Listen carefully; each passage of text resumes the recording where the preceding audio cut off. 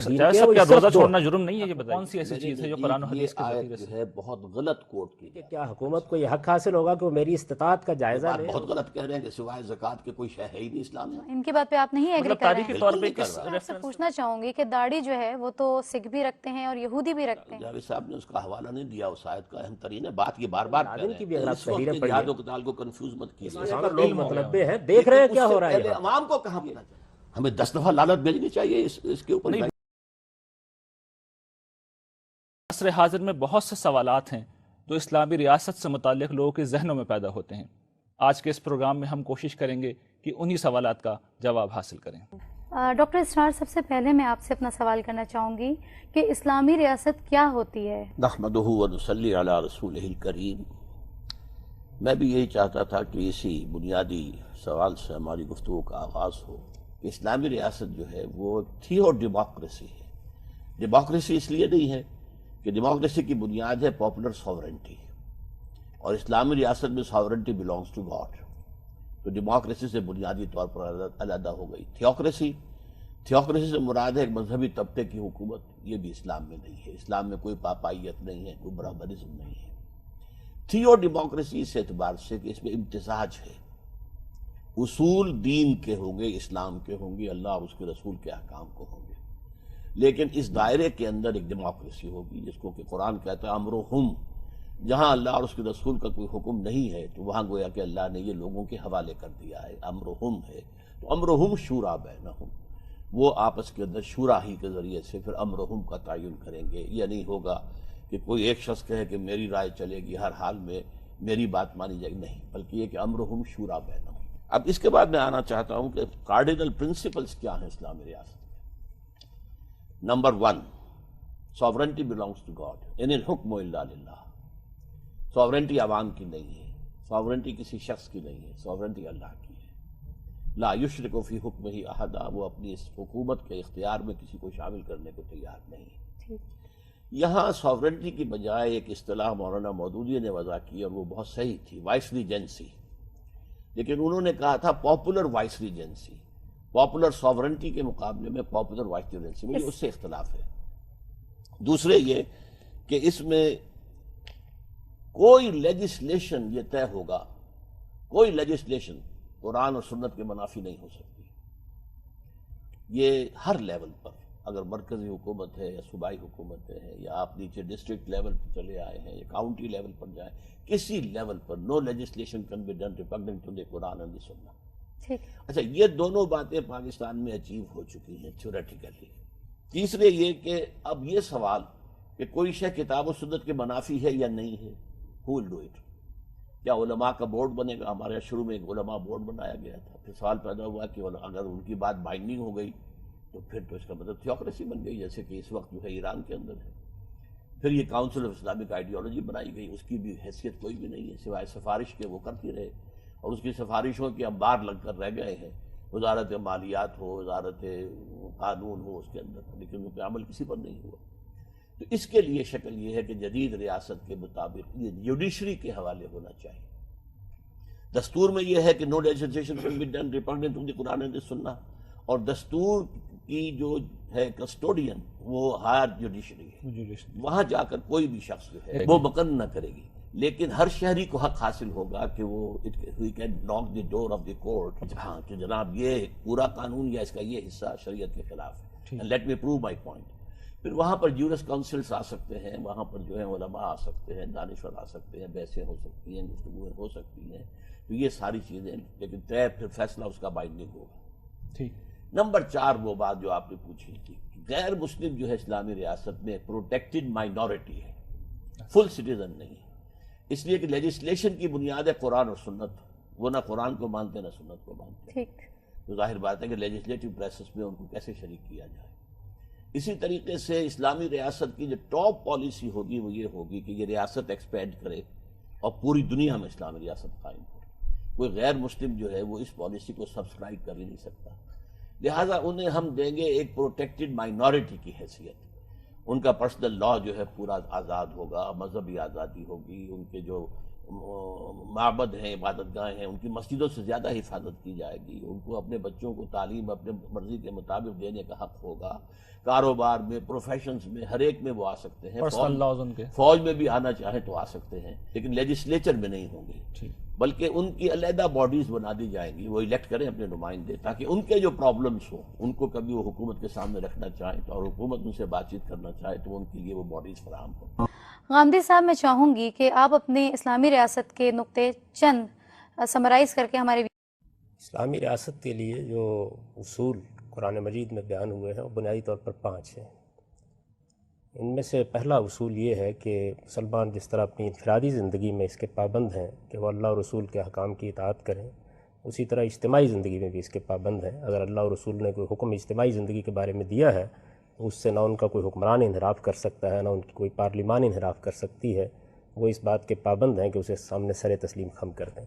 یہ اصول قرآن مجید میں ان الفاظ میں بیان ہوا ہے کہ اطیعوا اللہ واطیعوا الرسول واولی الامر منکم فإن تنازعتم فی شیء فردوہ الی اللہ والرسول، یعنی اللہ کی اطاعت کرو، اللہ کے پیغمبر کی اطاعت کرو، اپنے حکمرانوں کی اطاعت کرو، اور اگر کسی معاملے میں کوئی اختلاف ہو جائے تو معاملے کو اللہ اور اللہ کے رسول کی طرف لوٹا دو۔ دوسرا اصول یہ ہے کہ یہ ریاست کوئی استبدادی ریاست نہیں ہے، اس میں کوئی برہمن نہیں، کوئی پوپ نہیں ہے، کوئی خاندان کی اجارہ داری نہیں ہے، کوئی ذل الہی نہیں ہے، یہ اصل میں ایک جمہوری ریاست ہے۔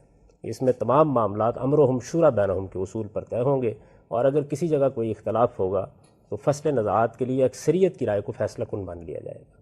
یہ معاملہ تمام امور میں ہوگا، یہاں تک کہ دین کی تعبیر کے معاملے میں بھی اکثریت ہی کی رائے فیصلہ کن ہوگی۔ اس کا یہ مطلب نہیں ہے کہ اکثریت سے حق و باطل کا فیصلہ ہوتا ہے، یہ فصل نزاعات کا ایک طریقہ ہے۔ وہ چیز قانون بن جائے گی، اگر اس میں کوئی غلطی ہوگی تو لوگ اختلاف کریں گے، رائے عامہ کو ہموار کریں گے، وہ اس کو تبدیل کرا سکتے ہیں۔ تیسرا اصول یہ ہے کہ یہ ریاست عدل اجتماعی کو سوسائٹی میں قائم کرنے کی پابند ہے، اس کو ہر حال میں میرٹ کی بالادستی قائم کرنی ہے، اور تمام معاملات میں اس کو انصاف کو آخری درجے میں قائم کرنے کی جدوجہد کرنی ہے۔ قرآن مجید نے اس کو اس طرح بیان کیا ہے کہ ان اللہ یامرکم ان تؤدوا الامانات الی اہلھا واذا حکمتم بین الناس ان تحکموا بالعدل ان اللہ نعم ما یعظکم بہ۔ تو اللہ تعالیٰ نے یہ فرمایا ہے کہ اللہ تمہیں اس بات کی ہدایت کرتا ہے کہ تم تمام امانتیں حقداروں کے سپرد کرو، اور جب کوئی فیصلہ کرنا ہو تو انصاف کے ساتھ فیصلہ کرو۔ چوتھا اصول یہ بیان کیا گیا ہے کہ اس ریاست کی کچھ دینی ذمہ داریاں ہیں، اور وہ دینی ذمہ داریاں سورہ حج میں اس طرح بیان ہوئی ہیں کہ الذین ان مکنہم فی الارض اقاموا الصلاۃ وآتوا الزکاۃ وامروا بالمعروف ونہوا عن المنکر، یعنی یہ وہ لوگ ہیں کہ اگر ہم ان کو زمین میں اقتدار بخشیں گے تو یہ اس میں نماز کا اہتمام کریں گے، زکوٰۃ ادا کریں گے، اور یہ بھلائی کی تلقین کریں گے، برائیوں سے لوگوں کو روکیں گے۔ اور پانچواں اور آخری اصول یہ بیان ہوا ہے کہ اگر کوئی شخص اس ریاست میں مسلمان کی حیثیت سے شریعت حاصل کرنا چاہتا ہے تو اس کے لیے 3 شرائط ہیں۔ وہ اسلام قبول کرے گا، وہ نماز کا اہتمام کرے گا، وہ زکوٰۃ ادا کرے گا۔ اللہ تعالیٰ نے فرمایا ہے کہ یہ 3 شرائط پوری کر دینے کے بعد پھر اس کے اور کسی بڑے سے بڑے مسلمان کے حقوق میں قانونی لحاظ سے کوئی فرق نہیں کیا جائے گا، اس میں کوئی فرق نہیں ہوگا، کوئی فرق نہیں کیا گیا۔ اس کو بیان کیا اللہ تعالیٰ نے فَإِن تَابُوا وَأَقَامُوا الصَّلَاةَ وَآتَوُا الزَّكَاةَ فَإِخْوَانُكُمْ فِي الدِّينِ، یعنی پھر وہ دین کے معاملے میں تمہارے برابر کے بھائی ہوں گے، اخوت کا رشتہ قائم ہو جائے گا۔ ٹھیک ہے جناب صاحب، یہ تو اور پھر اس کے بعد یہ بات بھی بیان کر دی گئی ہے کہ یہ 3 شرائط پوری کر دینے کے بعد پھر کوئی اور مطالبہ ان سے نہیں کیا جا سکتا۔ جزیہ وغیرہ کا اگر کسی جرم کا ارتکاب انہوں نے نہیں کیا تو پھر اس کے علاوہ کوئی مطالبہ ان سے نہیں کیا جا سکتا۔ اس کو پھر اللہ تعالیٰ نے دہرا کر بیان کیا ہے کہ فَإِن تَابُوا وَأَقَامُوا الصَّلَاةَ وَآتَوُا الزَّكَاةَ فَخَلُّوا سَبِيلَهُمْ، یعنی اس کے بعد ان کی راہ چھوڑ دی جائے گی۔ یہ بنیادی اصول ہیں جو اسلامی ریاست کے بارے میں قرآن مجید میں بیان ہوئے ہیں۔ اگر کوئی ریاست ان اصولوں کی پابند ہے تو اسلامی ریاست ہے، اور اگر ان سے انحراف کرتی ہے تو وہ پھر اسلامی ریاست نہیں ہے۔ جاوید صاحب، آپ نے جو بات کہی ہے اس کے حوالے سے ایک سوال پیدا ہوتا ہے۔ ہمارے ملک کے اندر آج کل ایک ایشو بھی اٹھا ہوا ہے، پچھلے کچھ دنوں سے وہ چل رہا ہے مسئلہ، اور اس سے پہلے طالبان کی طرف سے بھی اس طرح کے کچھ معاملات ہوئے تھے جس پہ لوگوں نے ریئیکٹ بھی کیا تھا۔ ڈاکٹر صاحب، ہم آپ سے یہ پوچھنا چاہتے ہیں کہ حکومت کی جو دینی ذمہ داریاں ہیں اس کا دائرہ کیا ہے؟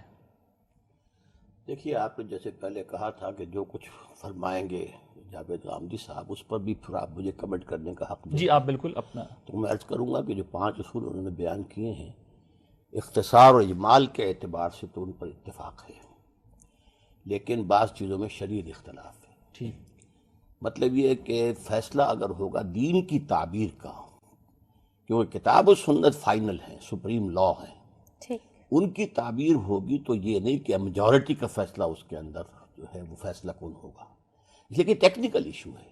میجورٹی تو نان ٹیکنیکل لوگوں پر مشتمل ہے، یہ ٹیکنیکل ایشو ہے کہ آیا اس نے قرآن مجید کی صحیح تعبیر کی ہے، غلط تعبیر کی ہے، اور قرآن کی تعبیر جو ہے سنت رسول کے ساتھ ہوگی، پھر خلفائے راشدین کا تعامل جو ہے وہ سامنے رکھا جائے گا۔ یہ کوئی دین آج نہیں ٹپکا ہے، قرآن کو آج نہیں نازل ہوا ہے، بلکہ اس کی ایک تاریخ ہے، بڑی شاندار تاریخ بھی ہے۔ تو اس اعتبار سے وہ تعبیر جو ہے وہ ان حدود کے اندر ہوگی، ٹھیک ہے۔ اور اس کا فیصلہ جو ہے ظاہر بات ہے کہ میدان نہ تو پبلک کا میدان ہے، وہاں تو ڈیماگوگس جو ہیں وہ لوگوں کو کھینچ کر لے جائیں گے، اس کا میدان عدالت کا میدان ہے جہاں ٹیکنیکل ایشوز طے ہوتے ہیں۔ اسی حوالے سے جو ایک سوال پیدا ہوتا ہے، کیونکہ جب اسلامی نظام کے نفاذ کا مسئلہ آتا ہے تو یہ سوال بڑا اہم ہو جاتا ہے کہ کیا انٹرپریٹ کیا گیا ہے۔ جی تو میں یہ پوچھنا چاہتا ہوں کہ ایک چیز کو اگر حکومت سمجھتی ہے کہ یہ دین ہے جی تو اسے کس سطح پہ جا کے نافذ کرائے گی؟ مثال کے طور پہ یہاں سے ہم شروع کرتے ہیں بات کہ خواتین کا پردہ بعض لوگوں کے نزدیک اگر لازمی ہے تو گورنمنٹ کیا اسے لازماً امپوز کرائے گی؟ دینی دینی ذمہ یقیناً داری کرائے گی، امپوزمنٹ کے حوالے سے آپ کہہ رہے ہیں صحیح ہے۔ اگر طے یہی ہوتا ہے کہ یہ دین کا تقاضا ہے تو ظاہر بات ہے کہ پھر اسے نافذ کرنا ہے، اس کے اندر تو پھر کوئی شک و شبے کی بات نہیں۔ البتہ یہ اختلاف ہو سکتا ہے کہ یہ دین کے اندر لازم ہے یا نہیں ہے۔ اچھا، یہ اگر اختلاف ہو جاتا ہے تو پھر اس کا فیصلہ کیسے ہوگا؟ پھر اس کا ایک اول تو فیصلہ ہو جائے گا پارلیمنٹ میں، پارلیمنٹ نے طے کر دیا کہ نہیں وہی ہے، بات جاوید صاحب کہہ رہے تھے۔ لیکن اس کے بعد اس کے خلاف استغاثے کا حق حاصل ہوگا ہر شہری کو کہ وہ سپریم کورٹ میں جائے۔ یہ بھی کوئی گالی نہیں ہے فیڈرل شریعت کورٹ، جیسا کہ میں نے پہلے بھی بتایا تھا کہ امریکہ میں بھی جو کانسٹیٹیوشنل کورٹس ہیں علیحدہ ہوتی ہیں، تو کانسٹیٹیوشن کے اندر اگر پروویژن ہے no legislation can be repugnant to the Quran and the Sunnah, تو اس کے ضمن سے وہاں پر جا کر رجوع کیا جائے گا۔ کورٹ کے اندر میدان ہے کہ وہاں بحث کی جائے، ٹیکنیکلٹیز کے اوپر سپلٹنگ آف دی ہیئر بھی ہو سکتی ہے، سب کچھ ہو سکتا ہے، وہ وہاں فیصلہ ہوگا، اس کا فیصلہ پھر لازم ہوگا۔ تو اس کا ہر شہری کو انفرادی طور پر حق حاصل ہے؟ بالکل حق حاصل ہوگا، ہر شہری کو حق حاصل ہوگا۔ ہر شہری کو جیسے اپنے بنیادی حقوق جو ہیں شہریت کے، ان کے ضمن میں کہیں بھی دست اندازی ہوتی ہے تو ہر شہری کو حق حاصل ہے کہ دستور نے مجھے یہ حق دیا ہے، اور جو ایگزیکٹو ہے، وہ جو حکومت ہے اس ملک کی، وہ میرے اس حق کو پامال کر رہی ہے۔ ٹھیک۔ اچھا جاوید صاحب، آپ کے اسی حوالے سے آپ سے ہم سوال کرتے ہیں کہ بالکل ایک کلیئر، چونکہ ایک مسئلہ آ گیا ہے اس کو چاہتے ہیں کلیئر کرا دیں۔ خواتین کا چونکہ طالبان کے دور میں بھی یہ بڑا مسئلہ ہوا تھا کہ خواتین کا اگر وہ طالبان نے یہ سمجھا کہ برقع پہنانا لازمی ہے تو گورنمنٹ، اسلامی گورنمنٹ، آج کی اسلامی ریاست امپوز کرائے گی؟ ڈاکٹر صاحب تو کہتے ہیں کرائے گی۔ جی میرے نزدیک تو قرآن مجید نے اس کا بالکل واضح جواب دے دیا ہے۔ آپ قانون کی سطح پر صرف 2 دین کے ایجابی احکام ہیں جن کی پابندی کرا سکتے ہیں، ایک نماز اور دوسرے زکوٰۃ۔ باقی تمام معاملات میں قرآن مجید یہ کہتا ہے کہ فخلوا سبیلہم۔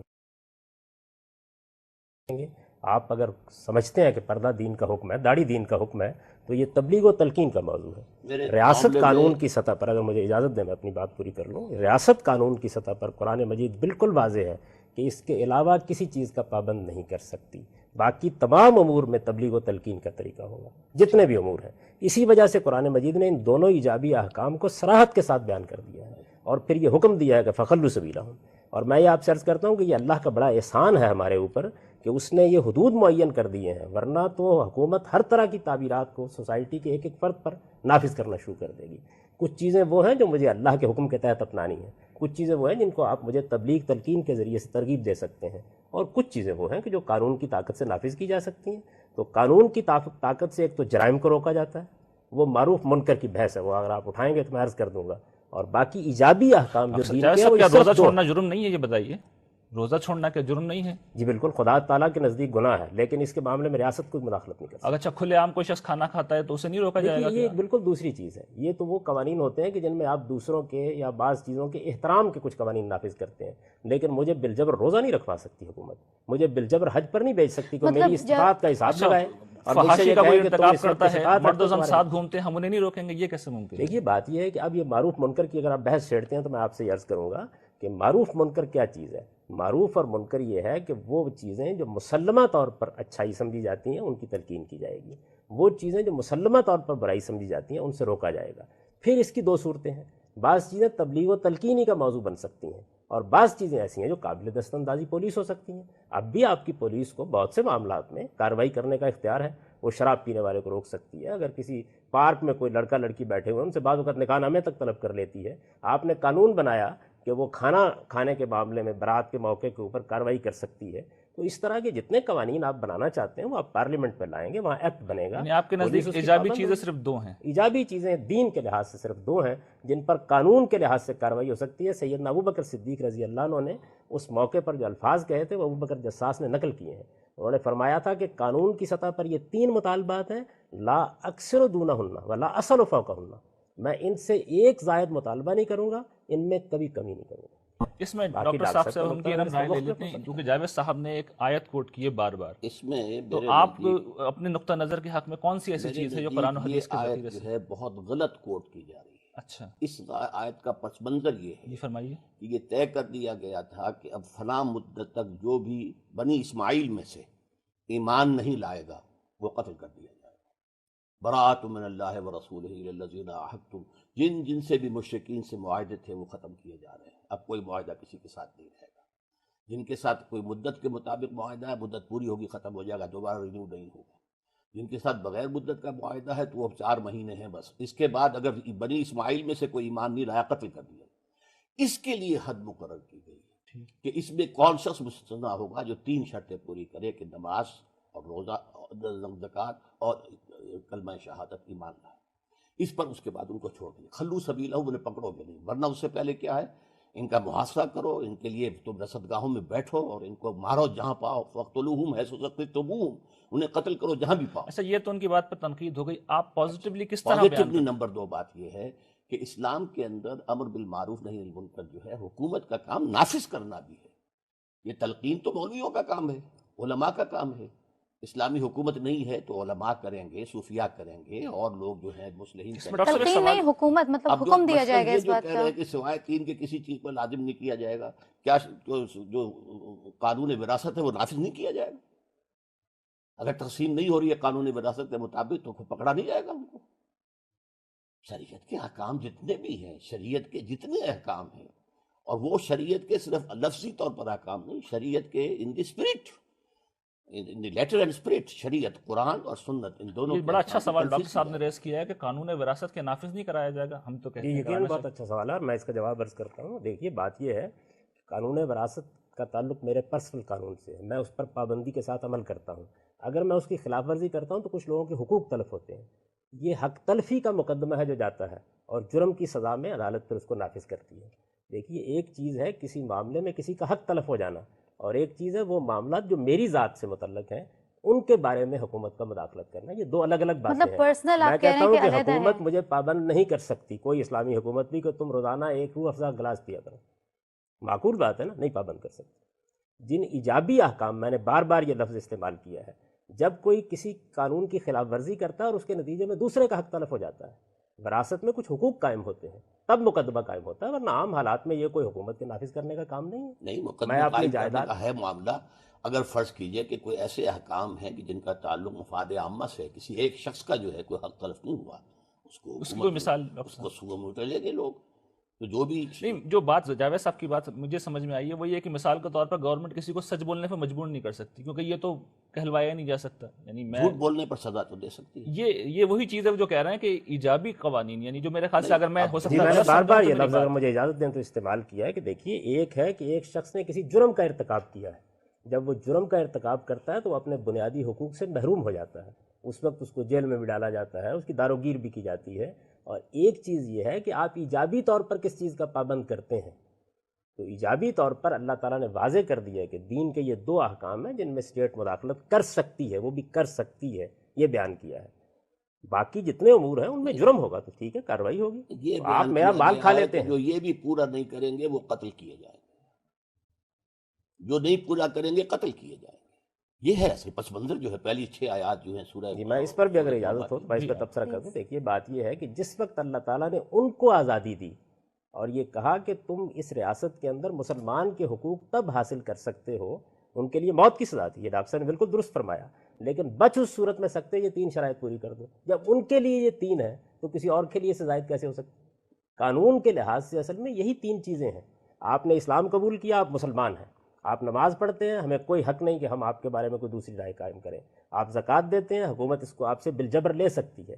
یہی اصول ہے جس کو سیدنا ابوبکر صدیق نے بیان کیا تھا کہ لا اصل فوقہن ولا اکثر دونہن. یہ ابو بکر صدیق کی جو بات کوٹ کر رہے ہیں آپ اس کے بارے میں کیا کہتے عرض ہیں؟ کر رہا ہوں اسی پر کہ چونکہ حضرت عمر نے کہا تھا ان مانعین زکوٰۃ کے ساتھ آپ جہاد نہ کیجیے، تو حضور نے حضرت ابوبکر رضی اللہ تعالیٰ عنہ نے فرمایا کہ اللہ تعالیٰ نے راستہ چھوڑنے کے لیے یہ 3 شرطیں ہیں: ایمان لائیں، نماز قائم کریں، زکوٰۃ دیں، ان میں سے مزید کمی میں کوئی نہیں کر سکتا۔ بڑا اہم سوال ہے تاریخ کے، ہم سب کچھ نہ کچھ مطالعہ تو کرتے ہیں اسلامی تاریخ میں کہ خاص طور پر خلفائے راشدین نے اس طریقے سے ان 2 چیزوں کے علاوہ، کیونکہ 2 چیزوں پہ تو یقیناً آپ دونوں کا اتفاق ہے، اس کے علاوہ سزائیں کچھ دی ہیں لوگوں کو، یا مجبور کرا ہے کہ لوگ اس طرح کے جیسے حج کرنے کے اوپر فورس کیا، کیونکہ حج تو بڑا لازمی سا رکن ہے، اس پہ حدیث بھی ہے کہ جو یہ کام نہیں کرتا وہ یہودیوں آپ کے اس پر غور فرمائیے کہ کیا حکومت کو یہ حق حاصل ہوگا کہ وہ میری استطاعت کا جائزہ لے اور اس کے بعد مجھ سے کہے کہ تمہیں لازماً حج کرنا ہے؟ وہ گھر میں آ کے مداخلت کرے اور کہے کہ تمہیں روزہ کیوں نہیں رکھا ہوا؟ ان تمام امور میں کوئی مداخلت تاریخ نہیں میں کر کیا اس سکتی۔ طرح کا کوئی وہ میرے لیے جہاد کے لیے جبری بھرتی کا کوئی قانون نہیں بنا سکتی، مجھے روزہ رکھنے پر مجبور نہیں کر سکتی، میں اس کے لیے اللہ کے سامنے جواب دے ہوں۔ اس کا یہ مطلب نہیں ہے کہ مجھے چھوٹ حاصل ہو گئی ہے، اللہ تعالیٰ کے ہاں مواخذہ ہوگا۔ ریاست کی ذمہ داری کیا ہے؟ وہ 2 ایجابی احکام ہیں جن کو نافذ کر سکتی ہے، باقی صرف وہ منکرات ہیں جو جرم کے درجے میں پہنچ جاتے ہیں، ان میں اگر کسی نے وراثت کے قانون کی خلاف ورزی کیا تو حق مارا ہے، اسی میں جو میرے ذہن لہٰذا میں اس ایک کو بات سزا آ دی رہی جائے ہے، جناب صاحب سوری آپ کی بات انٹرپٹ کر رہا ہوں، کہ ایک بڑی مشہور روایت ہے، اس میں امر بالمعروف کا حکم نہیں ہے بلکہ نہی عن المنکر کا حکم ہے کہ جو اپنے ہاتھ سے روک سکتا ہو وہ ہاتھ سے روک دے۔ ڈاکٹر صاحب جو سوال رہ گئی ہماری بات کہ تاریخ کے حوالے سے آپ کو سپورٹ کریں گے کہ صحابہ کرام نے اس حکم کو کس طرح امپلیمنٹ کیا، جو آپ کی کسی نے انٹرپریٹیشن ہے؟ شراب کی پی ہے اس کو کوڑے لگائے گئے، صرف یہ تلقین لیکن وہ تو نہیں ہے کہ منکرات شراب پہ پی تو ہے۔ وہ کہہ رہے یہ تو ہیں، جرائم میں منکرات سے، پہ تو یعنی میں سمجھ رہا ہوں کہ بات آپ یہ تو دونوں ایک جرائم ہی میں کہہ سے رہے ہیں۔ اچھا جب دیکھیں، جرم میں جو ہوگا کہہ تو رہا ہوں وہ سزا یہ دی ہے جائے گی، کہ دنیا کی ہر حکومت امر دیتی ہے۔ بالمعروف و نہی عن المنکر، امر تو آتا ہے عربی زبان میں مشورے کے لیے اور حکم کے لیے۔ ٹھیک، عام حالات میں ہر شخص اپنے دائرہ اختیار میں تو حکم دے گا، مجھے آپ پر تو کوئی اختیار نہیں، میں کہہ سکتا ہوں بھائی آپ نے روزہ کیوں نہیں رکھا، آپ کو روزہ رکھنا چاہیے۔ اپنے گھر کے اندر میں اپنے بیٹے کو جو ہے وہ زبردستی بھی کہوں گا کہ روزہ رکھو تم۔ اسی طریقے سے حکومت کا کام جو ہے وہ ہے امر بالمعروف نہی عن المنکر، منکر کو روکنا قوت کے ساتھ۔ لیکن وہ جو روایت ہے اس میں تو صرف نہیں عن المنکر کا ذکر ہے، اگر میں کس میں؟ غلطی نہیں کر کس میں؟ رہا، وہ جو سعید ابن مسیب کی غالباً نہیں روایت وہ ہے تو اس رضی لیے اللہ ہے نا کہ اس میں فرمایا گیا کہ اس کے 3 درجے ہیں۔ اچھا، من رآ منکم منکرا فلیغیرہ بیدہ، جو شخص کسی منکر کو دیکھے وہ اپنی طاقت سے، قوت سے اس کو روک دے۔ فلم یستطع فبلسانہ، اگر اتنی طاقت نہیں ہے تو زبان سے روکے۔ فلم یستطع فبقلبہ، اور اگر یہ بھی نہیں ہے تو دل سے برا جانے نفرت رکھے۔ یہ اہم حالات میں ہے، لیکن جس آیت کا حوالہ دیا ہے غامدی صاحب نے وہ ہے ریاست کا معاملہ۔ الذین ان مکناہم فی الارض اقاموا الصلاۃ وآتوا الزکاۃ وامروا بالمعروف ونہوا عن المنکر۔ یہاں پر اب تنفیذ ہے، تنفیذ۔ بھلائیوں کی تنفیذ کی جائے گی۔ ہاں اخلاقی چیزیں بلند سے بلند ہوتی ہیں، اب یہ کہ زکوٰۃ تو آپ سے لازم لے لی جائے گی، لیکن یہ کہ اس کے علاوہ آپ کو تلقین ہے ان فی المال لحقا سوی الزکاۃ۔ یہ بات بہت غلط کہہ رہے ہیں کہ سوائے زکوٰۃ کے کوئی شے ہے ہی نہیں اسلام میں۔ ذرائع اور ٹیکس، امپورٹ ایکسپورٹ کے ٹیکس جو ہیں خلافت راشدہ میں موجود تھے۔ زکوٰۃ تو ایک خاص کام کے لیے ہے، سوشل جسٹس کے لیے اور سوشل سیکیورٹی کے لیے، کہ غریب اور امیر کا جو فرق ہے اس کو گیپ کیا جائے۔ زکوٰۃ اس لیے ہے، باقی تو یہ کہ ایک شہر کے اندر سڑکیں بنانی ہے، سڑکیں چلانی ہیں، اس کے لیے وہاں پراپرٹی ٹیکس لیا جائے گا۔ یار صاحب یہ ہمارے اصل میں پروگرام کا موضوع نہیں ہے، لیکن پھر بھی مختصراً پلیز جی میں پوری وضاحت کے ساتھ یہ بات عرض کرتا ہوں کہ خلافت راشدہ میں مسلمانوں پر زکوٰۃ کے علاوہ ایک پائی کا ٹیکس کبھی عائد نہیں کیا گیا۔ جتنے باقی ہیں، کتاب الخراج موجود ہے، کتاب الاموال موجود ہے، آپ ایک ایک سطر پڑھ جائیے اس کی، میری زندگی اس کو پڑھنے میں گزری ہے اور سمجھنے میں گزری ہے، ایک بھی ایسا ٹیکس نہیں لگایا گیا۔ اور میں آپ سے عرض کروں کہ ہمارے کرنے تاجروں پہ تو لگایا گیا تھا ٹیکس، اور اس کے بعد کس قسم کا زکوٰۃ محصول جو لگایا گیا تھا، جی محصول مسلمانوں پر وہی 2.5% لگایا گیا، یعنی وہ بھی زکوٰۃ ہے۔ زکوٰۃ کے علاوہ مسلمانوں کے اوپر امپورٹ ایکسپورٹ، گاؤں ایک شہر میں کوئی بات سے باہر سے چیز آ رہی ہے اس کو ذرائع کہتے ہیں، وہ صرف غیر مسلموں سے لیا گیا۔ اچھا وہ غیر مسلم، یعنی غیر مسلموں سے زکوٰۃ کے علاوہ ٹیکس لیے گئے ہیں۔ آپ کہتے ہیں کہ لیا گیا، آپ نہیں ایگری کر رہے ہیں اسٹار صاحب، ان کی بات پہ آپ نہیں ایگری مطلب کر رہے ہیں؟ تاریخی طور پہ کس ریفرنس سے وہ کہ ہمیں دوسرے ٹیکسز بھی لگ سکتے ہیں، یہاں تک کہ اگر کسی وقت حکومت یہ محسوس کرے، فقہا کا اتفاق ہے کہ جو ہمارے غرباء ہیں ان کی بنیادی ضروریات ہم صرف زکوٰۃ کی رقم سے پوری نہیں کر سکتے، تو زبردستی زکوٰۃ سے زائد بھی وصول کی لی جا سکتی ہے، یس ڈیفینیٹلی، غلط نہیں ہوگا۔ لیکن اس میں جو ہے دور رسالت و خلافت راشدہ ہمارے لیے بڑا آئیڈیل ہے، تو اس کے حوالے سے آپ فرمائیں وہاں کہاں پہ؟ اس میں وہاں یہ اس لیے کہ ہو رہا تھا معاملہ ٹھیک، زکوٰۃ سے ضروریات پوری ہو رہی تھی، اور چونکہ ساتھ ہی اخلاقی تعلیم یہ دی گئی تھی کہ زکوٰۃ و صدقات مت لو، محنت کرو، کوشش کرو، جد و جہد کرو، یہ لوگوں کا میل کچیل ہے یہ زکوٰۃ و صدقات، لہذا لوگ جو ہیں وہ بالکل آخری حد کے اندر جو ہے وہ مانگتے تھے ورنہ نہیں مانگتے تھے۔ تو چونکہ زکوٰۃ سے وہ ساری ضروریات پوری ہو رہی تھی تو کوئی اور ٹیکس لگانے کی ضرورت نہیں ہوئی. لیکن مثلاً کاروبار ہے، منڈی چل رہی ہے، سامان آ رہا ہے جا رہا ہے، اس کے اوپر ضرائب ایکسپورٹ امپورٹ یہ تھے خلافت راشدہ میں. جی بہرحال میں یہ عرض کرتا ہوں آپ کا نقطہ نظر یہ کہ نہیں کوئی تھے. ایک بھی نہیں. میں کہتا ہوں کہ کسی جگہ پر، بلکہ حال یہ ہے کہ ہمارے جو قدیم فقہا ہیں وہ اس معاملے میں بحث کرتے ہیں. وہ ڈاکٹر صاحب نے بالکل ٹھیک کہا کہ کسی ایمرجنسی کی حالت میں یہ اختیار حاصل ہے یا نہیں. اس میں ابن حزم کا موقف ہے جو انہوں نے بیان کیا. اب آئے ہیں اس پر، یعنی اس سے پہلے آپ میں عرض کروں کہ کیٹیگوریکل تھے کسی کہ کوئی ایمرجنسی سرے کی سے حالت میں اس مطالبہ کا نہیں حق ہو حاصل ہے یا نہیں. ایمرجنسی کیا، کسی غریب کا حق دلوانے کے لیے، اور وہ بھی ابن حزم اس کے قائل ہے.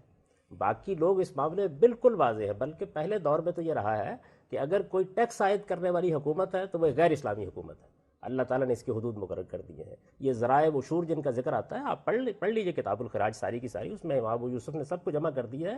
کسی مسلمان کے بارے میں کوئی تصور نہیں اس بات کا. اچھا، خیر یہ ایک الگ بحث ہے. میرے نزدیک میں ظاہر ہے سب کہ سے اس طرح بڑے کے ٹیکس کا معاملات ذکر میں کر دوں. اختلاف اتفاق ہو سکتا ہے. میں صرف ایک واقعے کی طرف اشارہ کر دوں. آپ کو معلوم ہے کہ سیدنا عمر بن عبدالعزیز کے زمانے میں یہ مسئلہ پیش آ گیا کہ بعض لوگ مسلمان ہو جاتے تھے اور حکومت کے خزانے کو بھرنے کے لیے بعض عمال ان پر جزیہ عائد کیے رکھتے تھے. اب سوال یہ ہے کہ اگر کوئی زائد ٹیکس لگانے کی اجازت موجود ہے تو پھر تو مسلمانوں پر اس کے بعد لگایا جا سکتا تھا.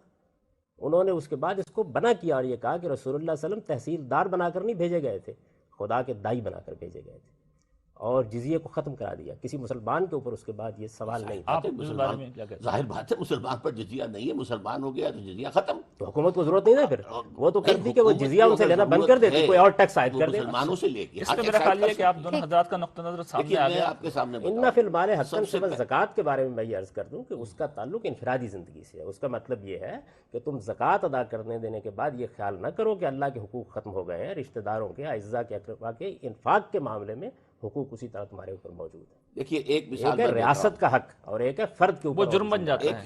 ایک ہندو غیر مسلم مسلمان ہو جائے تو جزیہ ختم، پھر اس پر زکوٰۃ لاگو ہو جائے گی. ٹھیک. لیکن اس کی زمین جو اس کے پاس چھوڑ دی گئی تھی وہ خراجی رہے گی.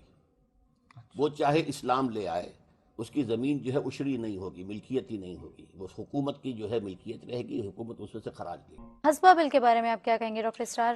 میرے نزدیک یہ ہے کہ اس کے اندر کوئی شے ایسی نہیں ہے کہ جو قباحت والی ہو. وہی جو امر بالمعروف نہی عن المنکر کا ادارہ جو ہے، اول تو نارمل ادارہ ہمارے ہاں عدالتیں ہیں، پولیس ہے، یہ ہے، وہ ہے، معاملات کا. اس کا کانٹینٹ کیا ہے، کیا اس میں بیان کیا گیا ہے؟ اس میں یہ ہے کہ ایک ایڈیشنل ادارہ قائم کیا گیا ہے. جیسے ہمارے ہاں محتسب کا ادارہ ہے، مرکزی محتسب ہے، اس کے علاوہ ایک اور ادارہ قائم کیا جائے. یہ اصل میں سعودی عرب کے اندر ایک محکمہ ہوتا تھا، حیات الامر بالمعروف والنہی عن المنکر. یہ اس کا چربہ ہے. ابھی بھی ہے غالباً. وہ ہے لیکن اب بالکل غیر مؤثر ہو چکا ہے. پہلے اس کی ایک حیثیت تھی، ابھی کافی انیکٹیو ہے وہ، جو اب انیکٹیو ہے، اس لیے کہ اب ذہن لوگوں کے بہت بدل گئے ہیں.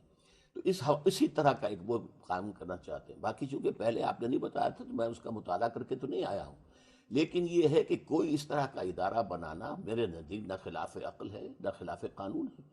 البتہ اس میں یہ دیکھنا ہوگا کہ جس شخص کو آپ آن دی اسپاٹ اتھارٹی دے رہے ہیں، کیا اس کو یہ حق ہے کہ فیصلہ کرے کہ یہ منکر ہے؟ یہ غلط ہے. ایک سپاہی ہے، ایک اس سے اوپر کا افسر ہے، وہ طے کرتا ہے کہ یہ منکر ہے، اس کو میں نے روکنا ہے، طاقت سے روکنا ہے. یہ غلط ہے. آپ اس کے اوپر لیجسلیشن کیجیے، اس کی لیجسلیشن کے تحت اس کو نافذ کیا جائے. یعنی پہلے ہماری جو مقنن نہ ہے، نہیں مطلب صوبائی بھی ہو سکتی ہے. صوبائی جو ہے، کوئی ایسے اصول ہو سکتے ہیں جن میں کہ صوبائی جو ہے وہ فیصلہ کرتے، اس میں سب جو بھی پروونشل آٹونومی ہے اس کو مطلب استعمال کرتے. فرض کیجئے کہ یہ تو خیر اعلان برات کرتے ہیں، ہم طالبان نہیں ہیں، لیکن ایم ایم اے اگر فیصلہ کرتی ہے کہ کسی عورت کا کھلے چہرے کے ساتھ بازار میں آنا، سڑک پر آنا جائز نہیں ہے، قانون بنا دیں. سعودی عرب میں جیسے قانون سعودی ہے. عرب میں، جی ہاں، وہاں اتنا بڑا ملک ہے دنیا کا، اور اس وقت بہت متمدن بھی ہو چکا ہے، بہت اونچا جا چکا ہے، تعلیم کا لیول بہت اونچا ہے، ہم سے تو 1000 گنا بہتر ہے. وہاں پر وہ قانون ابھی تک چل رہا ہے. گھر کے اندر چاہے آپ نکریں پہنیں، انہیں کوئی اعتراض نہیں ہے. گھروں کے اندر آپ لباس پہنیں، اگر آپ کے لباس ساتر ہو نہ ہو کوئی ہمیں. لیکن گورنمنٹ باہر جو ہے باہر آؤ گے تو وہ عبایا لینی ہوگی، وہ لازم جو ہے. جاوید صاحب، یہ حزبہ بل کے حوالے سے آپ کیا فرماتے ہیں؟ کیا ہے یہ، کیا اس کی حیثیت ہے؟ جی میں پھر بڑے ادب کے ساتھ اس میں اختلاف کی جسارت کر رہا ہوں. حزبہ بل ایک بالکل بے ضرورت بل ہے. اس کی وجہ یہ دیکھیے، امر بالمعروف اور نہی عن المنکر، آپ خود ہی تو کہہ رہے ہیں کہ وہ لازمی ہے. جی میں عرض کر رہا ہوں، امر بالمعروف اور نہی عن المنکر دین کے اندر موجود ہے، اس میں کوئی شک نہیں ہے. اور میں آپ سے عرض کرتا ہوں کہ جس مفہوم میں قرآن نے یہ استعمال کیا، دنیا کی ساری حکومتیں یہ کام کرتی ہیں. وہ اچھی باتوں کی تلقین بھی کرتی ہیں اپنے لحاظ سے، اور بری باتوں سے روکتی بھی ہیں. آپ رشوت سے روکتی ہیں، آپ ملاوٹ سے روکتے ہیں، نافذ بھی کرتی ہیں منکرات کے ان میں اور معاملے میں۔ اسلامی حکومتوں میں فرق کیا ہو گیا؟ جی میں عرض کر رہا ہوں، دیکھیے بات یہ ہے کہ دنیا کے اندر کچھ مسلمات ہر جگہ ہوتے ہیں۔ اب جمہوریت ساری دنیا نے اپنا لی ہے تو آپ کہیں گے کہ ہمارے یہاں نہیں ہونی چاہیے؟ دنیا بھر میں یہ بات مسلمہ طور پر مانی جاتی ہے کہ جو برائیاں ہیں، جرم کے درجے میں پہنچ جاتی ہیں، وہ منکرات ہیں جن کو قوت سے مٹایا جاتا ہے۔ رشوت کو مٹایا جائے گا، ملاوٹ کو ختم کیا جائے گا، بددیانتی کے خلاف آپ اقدام کریں گے۔ اس وجہ سے یہ میں نہیں عرض کر رہا کہ اس میں حکومت کو کوئی اختیار منکرات کے خلاف نہیں ہے۔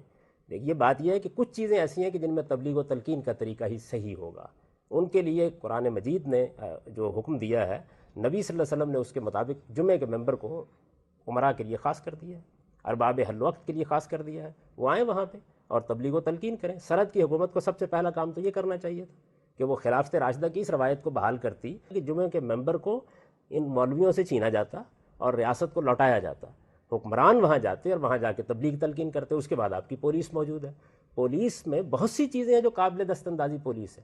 آپ پولیس ایکٹ کو پڑھیے، اس میں بے شمار چیزیں جن میں پولیس اقدام کرتی ہے۔ آپ محسوس کرتے تھے، ڈاکٹر صاحب نے بالکل صحیح فرمایا، آپ محسوس کرتے تھے کچھ منکرات ایسے ہیں جن کو پولیس کی جورسڈکشن میں آنا چاہیے، تو آپ اسمبلی میں اس میں ایکٹ پاس کریں، اس کو پولیس کی جورسڈکشن میں دے دیں۔ اس کے لیے الگ ایک پیرالل نظام بنانے کی کیا ضرورت ہے؟ اور اس ابہام کے ساتھ کہ اس میں آپ یہ کہتے ہیں کہ یہ محتسب اسلام کے اخلاقی اقدار کی حفاظت کرے گا اور یہ اس کے بارے میں اقدام کرے گا اور اس کی ایک حزبہ فورس ہوگی اور وہ اس کے اشاروں کے اوپر لوگوں کے معاملات میں مداخلت کرے گی، پھر اس کو قانونی اختیارات دیتے ہیں، پھر اس کے اقدامات کو عدالت سے بالا تر قرار دیتے ہیں۔ میں نے اس کا لفظ پڑھا ہے، وہ ایک بالکل بے معنی بل ہے، کوئی اس کی حقیقت کوئی اس کی حقیقت آپ کے یعنی لحاظ وہ سے اس میں سارے کوئی کام جو وہ کرنا چاہتے ہیں، اچھا جی۔ پھر اس میں اتنی ڈپلیکیشن ہے، یعنی رشوت کے انسداد کا ایک پورا ادارہ موجود ہے ہمارے یہاں۔ اچھا محتسب کے بارے میں بھی بہت اس معاملے میں لوگوں کو غلط فہمی ہے۔ دیکھیے محتسب کے ادارے کا جو اصل کام ہے وہ کیا ہے؟ وہ یہ ہے کہ جو قوانین بن گئے ہیں ان کے مطابق جو محکمے کام کر رہے ہیں ان میں اگر کوئی بدعنوانی یا اس قانون کی خلاف ورزی ہوتی ہے تو آپ محتسب کے پاس جاتے ہیں، آپ ایک بالکل متوازی نظام کھڑا کر دیتے ہیں۔ میرے نزدیک یہ اسلام کے حق میں بھی مفید نہیں ہوگا، یہ سوسائٹی کے حق میں مفید نہیں ہوگا، آپ اس سے اس کے بڑے فیور میں تصادم نہیں پیدا ہیں۔ ہو جائے یعنی لگتا یہ ہے کہ جی، آپ کو آپ اصولی بالکل طور اس پہ تو اس سے کام نہیں پہ اعتراض اتفاق نہیں ہے، لیکن اس طریقے نہیں، میرے کے اوپر نزدیک وہ کام پہلے سے ہو رہا ہے۔ دو ادارے موجود ہیں، ایک اللہ کا قائم کردہ ادارہ مسجد موجود ہے، جمعہ کا ممبر موجود ہے، تبلیغ تلقین کرنی ہے تو آئیے اور اس ممبر پر کھڑے ہوں اور جس طرح خلفائے راشدین اور بعد کے حکمران خطبہ دیتے تھے دیں اور لوگوں کو تبلیغ تلقین کریں۔ انہوں نے اگر یہ قانون منظور کر لیا ہے امرہم شورا بینہم سے، تو اب آپ کو اس سے کیا اختلاف ہے؟ یہی بات یہ ہے کہ میں نے بہت دفعہ یہ عرض کیا ہے کہ امرہم شورا بینہم کی بنیاد پر ان کو قانون بنانے کا حق ہے، مجھے اختلاف کرنے کا حق ہے۔ میں یہ عرض کر رہا ہوں کہ یہ قانون غلط قانون ہے، اس قانون سے صرف انارکی پیدا ہوگی، اس سے کوئی فائدہ حاصل نہیں اچھا، وہ اگر ایک قانون اور منظور کر لیتے ہیں کہ خواتین لازماً برقع پہنے اور مرد لازماً داڑیاں رکھیں، تو آپ کے اصول کی روح سے تو وہ یہ کرنے میں بھی حق بجانے ہوئے۔ دیکھیے بات یہ ہے کہ میں ان کے اس حق میں تو کوئی مداخلت نہیں کر سکتا، لیکن مجھے اختلاف کا حق تو ہے۔ میں یہ کہوں گا کہ یہ وہ کام ہے کہ جو آپ کو تبلیغ تلقین سے کرنا چاہیے، اس میں آپ قانون نہیں بنا سکتے۔ میرا نقطہ ڈاکٹر نظر صاحب کیا تو یہ ہے، قانون بنا سکتے ہیں اس میں؟ بالکل بنا ڈاکٹر صاحب سکتے کا ہیں۔ نقطہ نظر یہ ہے کہ وہ ایک داڑھی سیدھی رکھوانے کے سی لیے تو بات آپ قانون کہہ رہے بنا ہیں دیں۔ زبردستی کچھ نہیں سیدھی سی کروایا جا بات سکتا، صرف دو صرف ایجابی۔ تلقین ہو ہمیں سکتی ہے۔ دیکھنا یہ ہوگا کہ آیا داڑھی سنت ہے، آیا سنت موقدہ ہے، بہت سے حضرات کے نزدیک واجب ہے، اور یہ وہ شے ہے کہ جو گویا کہ انسان کے چہرے پر ظاہر ہوتی ہے کہ اس شخص کا کس سے تعلق ہے، کس کلچر سے متعلق لیکن ہے۔ ڈاکٹر صاحب بعض لوگوں کے تو داڑھی آتی نہیں ہے، اور نہ آئے اب تو وہ تو پولیس والے پکڑ لیں گے اسے راستے میں، وہ بیچارہ میڈیکل سرٹیفکیٹ لے کے گھومے۔ ایکسیپشنز پر بات نہ کیجیے، لیکن سوال یہ ہے کہ مجموعی طور پہ عام بتا رہے ہیں، مجموعی طور جی۔ پر یہ داڑھی ہے اور یہ سنت موقدہ سب کے نزدیک ہے، بلکہ بعض علماء جو ہے اس سے واجب کہتے ہیں۔ تو اس میں حرج کیا ہے؟ داڑھی مونڈی جا سکتی تو رکھی بھی نہیں جا سکتی، اور داڑھی جو نہیں، ہے رکھنے پہ اعتراض نہیں، وہ یہ کہ یہ جرم بن جائے گا نہ رکھنا، پولیس مارے گی اس کے بعد۔ اگر یہ پارلیمنٹ فیصلہ کرتی ہے تو ہو جائے گا، وہ تو خود مانتے ہیں۔ یا تو یہ کہیں کہ یہ منکر ہے، یہ شریعت کے خلاف ہے، بھئی شریعت کے خلاف تو نہیں ہے، آپ خود مانتے ہیں کہ شریعت کے دائرے کے اندر قانون سازی ہو سکتی ہے۔ میں آپ سے پوچھنا چاہوں گی کہ داڑھی جو ہے وہ تو سکھ بھی رکھتے ہیں اور یہودی بھی رکھتے ہیں، تو اس سلسلے میں آپ کیا کہیں گے؟ فرض کریں کہ وہ اگر مسلمانوں کی کسی ریاست میں آئے ہوئے ہیں اور ہمارے پاس یہ لاء جاری ہے کہ بھئی جس کی داڑھی نہیں ہوگی اس کو ہم بند کر دیں اٹھا کے، اس کو سزا دی جائے، تو وہ تو اس چیز کا فائدہ بھی اٹھا سکتے ہیں؟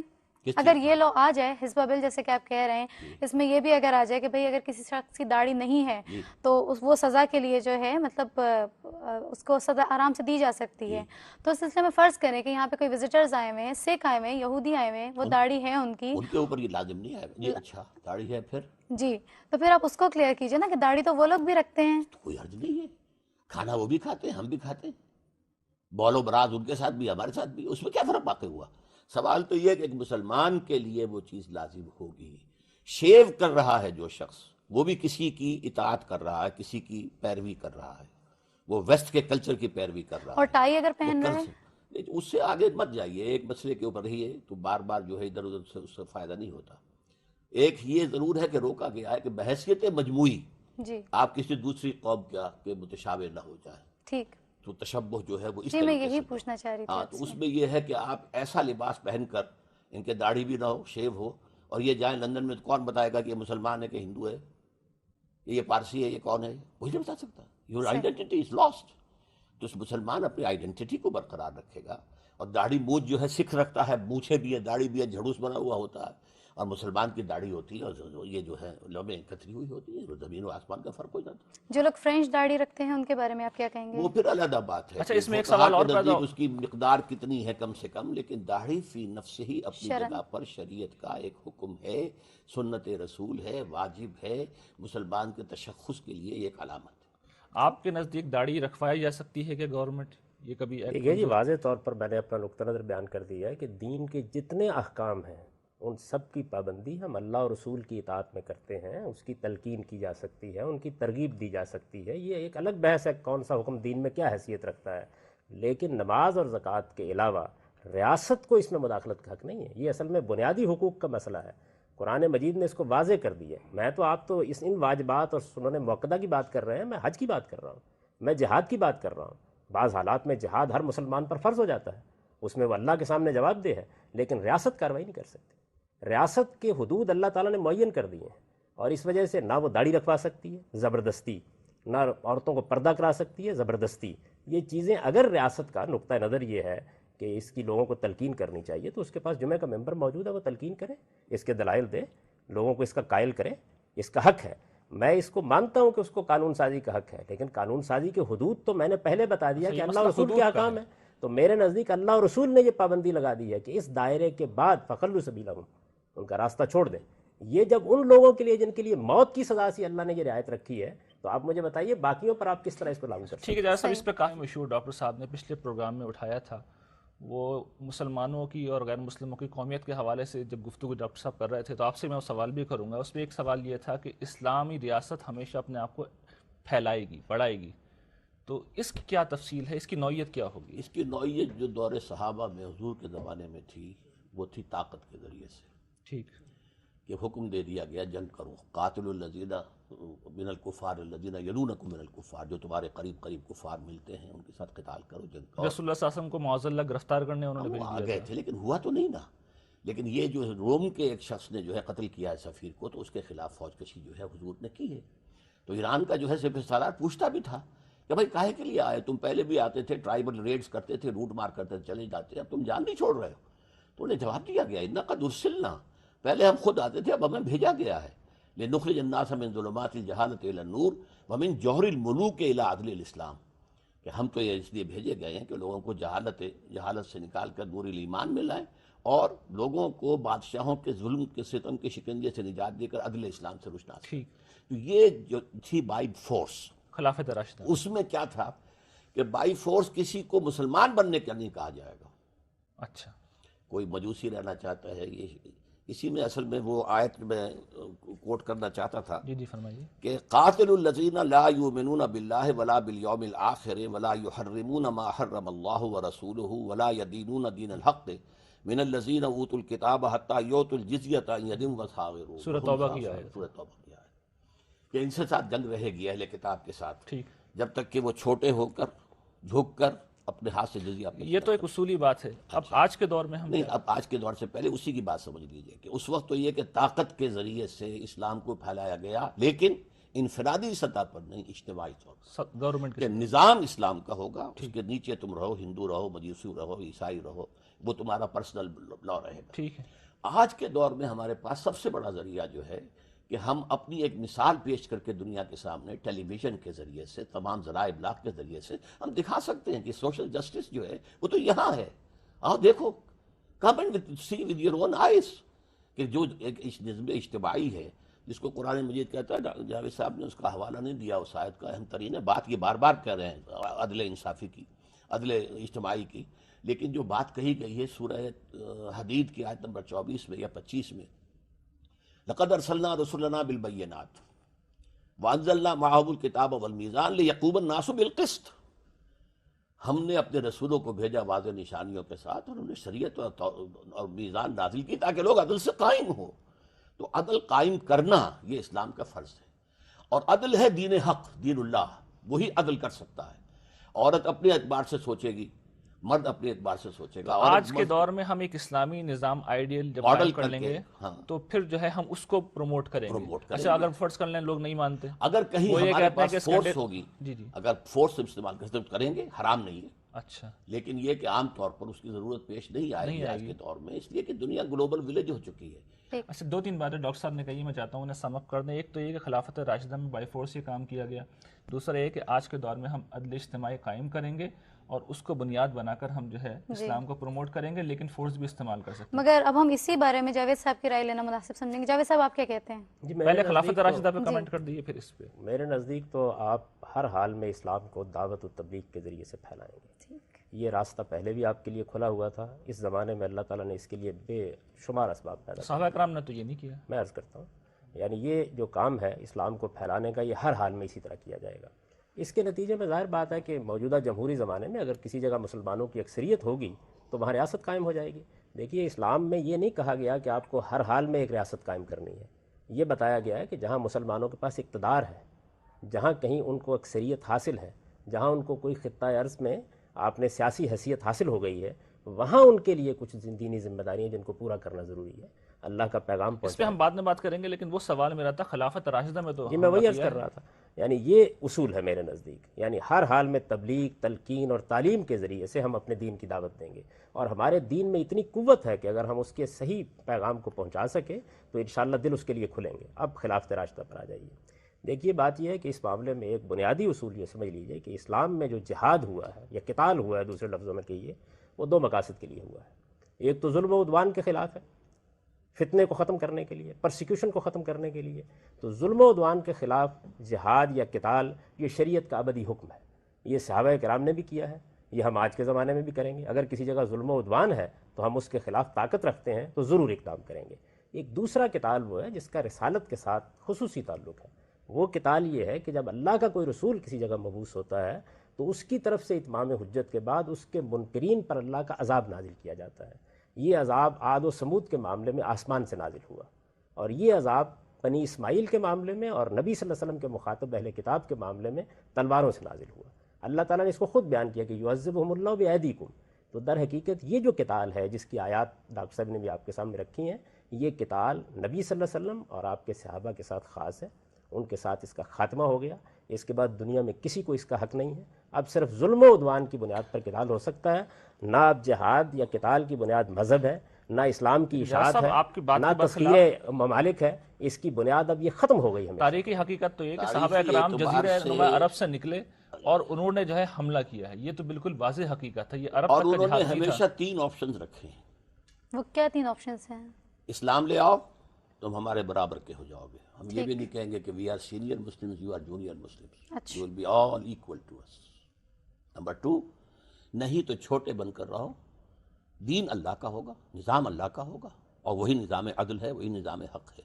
تم رہ سکتے ہو، یہودی رہو، عیسائی رہو، مجوسی رہو، ہندوستان میں آئے تو ہندو رہو، جو چاہو رہو.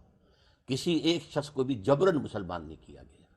لیکن اگر یہ بھی منظور نہیں تو آؤ میدان میں تلوار فیصلہ کرے گی. ہم نے بھی یہی پڑھا ہے کہ ایسا ہی کیا تھا. تو یہ تو آپ کی بات جی میں نے بھی حقیقت بیان کی ہے. میرے نزدیک یہ منکرین حق کے خلاف کیا گیا ہے. یعنی رسالت میں آپ صلی اللہ علیہ وسلم نے جزیرہ نما عرب میں، دعوت تو نہیں دی گئی نا. میں گزارش کرتا ہوں ابھی بتا دیتا ہوں آپ کو. دیکھیے جزیرہ نما عرب میں رسالت میں آپ صلی اللہ علیہ وسلم نے اتمام حجت کیا.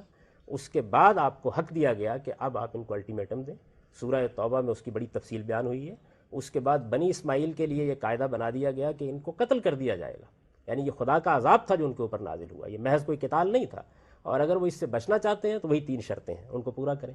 اہل کتاب کے بارے میں یہ کہا گیا کہ ان کو بھی یہی سزا دی جائے گی، لیکن اس سزا کے لیے ان کے ساتھ یہ رعایت ہے، چونکہ یہ توحید کے اثر علمبردار ہیں، اگرچہ توحید کی خلاف ورزی کر رہے ہیں، لیکن اتنی رعایت ان کو حاصل رہے گی کہ یہ اگر جزیہ دے کر اور محکوم ہو کر رہنا پسند کرتے ہیں تو ان کے لیے زندگی ہے، ورنہ ان کے لیے بھی موت کی سزا ہے. یعنی اگر یہ اس کو قبول نہیں کریں گے تو لڑیں گے ہم ان کے ساتھ.